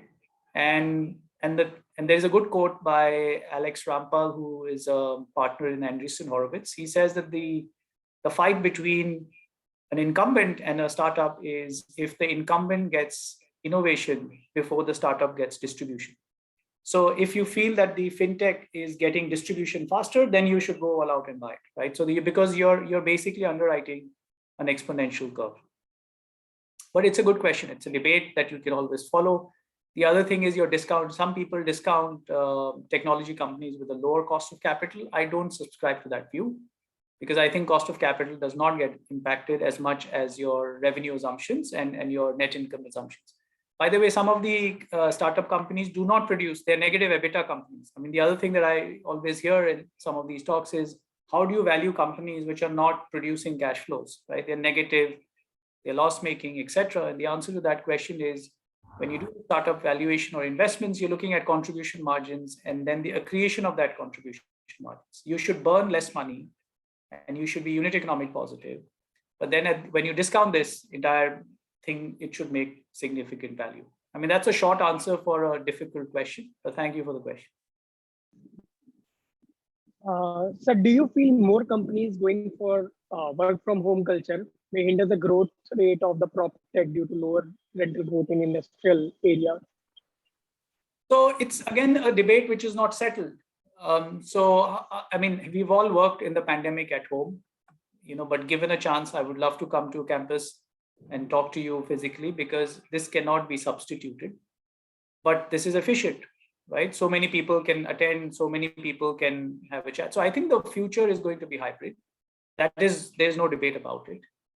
Clearly, you would not need to go to office beyond 2 or 3 days a week. Depends on your job profile, but in finance, I think most of this will become a hybrid work culture, and that will impact the take-up of space. Not only the take-up of space, but also the nature of space. So most of the space is going to be flexible, where you're seeing where you're seeing co-working spaces and flexible office solutions. And the reason why you go to office will also change. You'll not go to office and log in and do a Zoom call, right? You'll go to office if there are physical meetings and there are strategy calls, etc. So this is now a permanent feature. I don't think this will change post the pandemic. It's the new way of working. And if you do not subscribe to this view, then it is similar to showing up with a typewriter when the entire world has moved to emails, right? So it's clear that you will then be non-competitive. Right. Sorry, I think we can take up our last. I think we're running out of time. I- So let's we move want to to some take other up topic. one last question, sir. Yeah. We want to take up one last question, sir, which is the need of the hour, as both the batches are passing out and placement season is going on. So how do you think, and what do you think are the prerequisite skills that are required in order to enter the fintech industry, and how somebody can get placed in there and perform better? So it's a question that today I can probably say with confidence. Do the following things, and if I was in the classroom, I would probably write it on the board. But these 4 or 5 points may be of help to people. Number one, do not think that you're supposed to do fintech. So have a very wide canvas on what you should look at. And this becomes an important thing because which means you can work in, apart from fintech, you can work in a data management company, you can work in a content creation company, you can work in a AR/VR company. So there's no limit.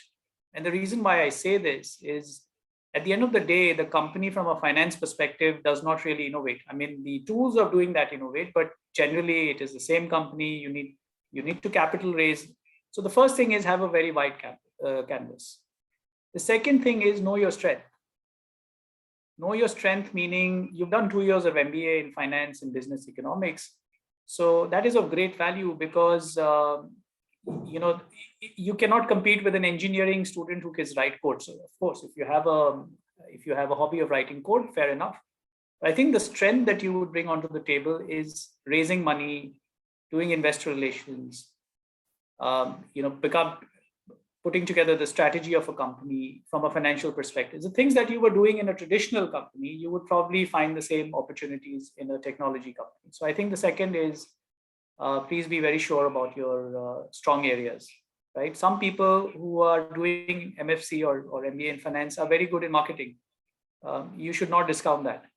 It does not mean that if you do not understand options and futures, you have no future in finance, right?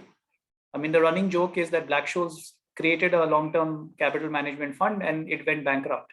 The guys who decided the Black-Scholes formula. So it is not that if you know Black-Scholes formula, you're a champion. It is what you do with it is more important. So that's the second point. And the third point is try new companies, call new companies to campus. Do not just go back and fall on the same list. And I would even argue that go for the companies which are planning to do an IPO, because that demonstrates that they at least have the money to pay you salaries. There is a lot of fuss and romanticism tied up with startups. But I can tell you some of them, some of those places are not the best places to work in your first job. You don't want to be on a beanbag and looking at somewhere and logging in. That mentality is great to be in a college campus, but ideally in life you should be in a well-capitalized startup.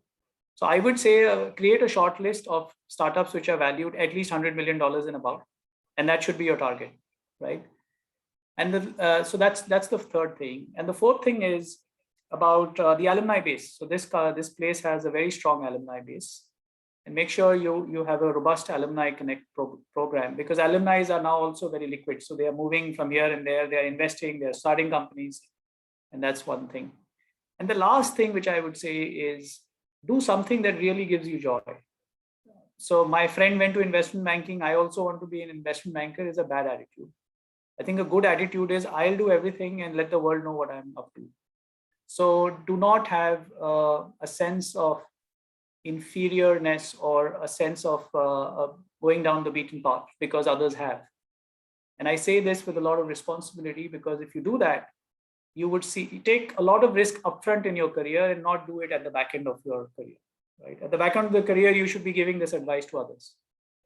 So these are 5 things that you could say for a rainy day, but I think this will come in handy in today's environment. And there's a corollary, last point.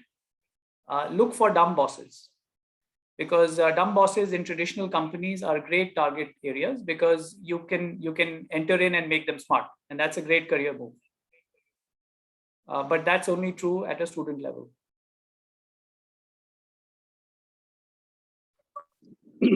Right. Thank you, sir. So I think I just covered one topic, but I think we're running out of time. So let me quickly, I think if you can just repeat the other 1 or 2 topics, I probably pick one more and then we're done for the talk.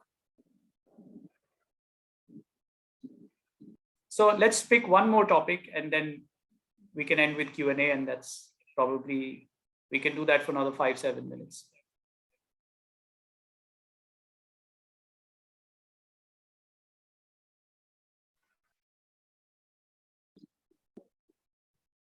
I think we have already extended the limit by 15 minutes. Oh, okay. So we are done. So anyways, I don't think it was more of a fireside chat, but it was just sharing of thought process. I'll probably take a minute, but the thing is that, you know, what I would always suggest is, apart from your career and everything, don't be too sold on to this career. You're defined not by where you work, but what you do in life. And this is an advice that I'm very happy to give to people at your age, because you know, there should be some personality that accompanies the person who walks into the room, right? And it is, otherwise you will be competing with AI, artificial intelligence. And the personality that accompanies a person in the room is the sharpness that you bring onto the table, and that's the human being. Why I say this is there are a lot of people who've done path-breaking work when they've looked at things differently. So the question of why something valued X and not Y is a great thing to investigate. What technologies are going to be futuristic and not really worth the wait today? It's a good debate. Have a debate about what are the things where you're going to be a rock star. I think you should imagine that you're a rock star and then enter the room. And the reason why I say this again is, if you go with that philosophy, then you will find your own audience. Because there are some audiences which do not require the rock star in you. But if you know your strengths and the rock star that you are, then you would find your audience. And I think there's no better joy in working in an organization or with a group of people where you thoroughly enjoy yourself. And I don't think anybody asked that question. There is tons of money to be made, right? So, you know, it's not that, I mean, yes, you can join an NGO, you can do impact work, but never be shy of the money equation. You know, so if you have companies coming to campus and they're not providing you the same compensation, then it's not a bad idea to skip it. And that's your personality. So anyways, I think we should end here, and Shantanu, back to you. And thank you again for having me today. Joe will be presenting the thank you notes, sir. Thank you so much. Okay, so we will come to the end of the session. Thank you, sir, for taking the time out of your busy schedule. It was a very interesting session. We have planted a tree in your name as a token of our gratitude. Thank you. And please send me the photograph of the tree that you planted last year.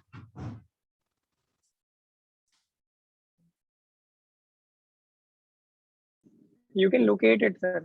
There's a location tracker also on this. Okay, so thank you again, and I log off, and my regards to Professor Manish Kumar and Dr. Sehgal again, and wish you all the success for this convention. Thank you so much. Thank you so much, sir. So after this, we will be having a lunch break for 45 minutes. Everyone is requested to come back at 2 p.m. You are not supporting, you can just switch off your camera.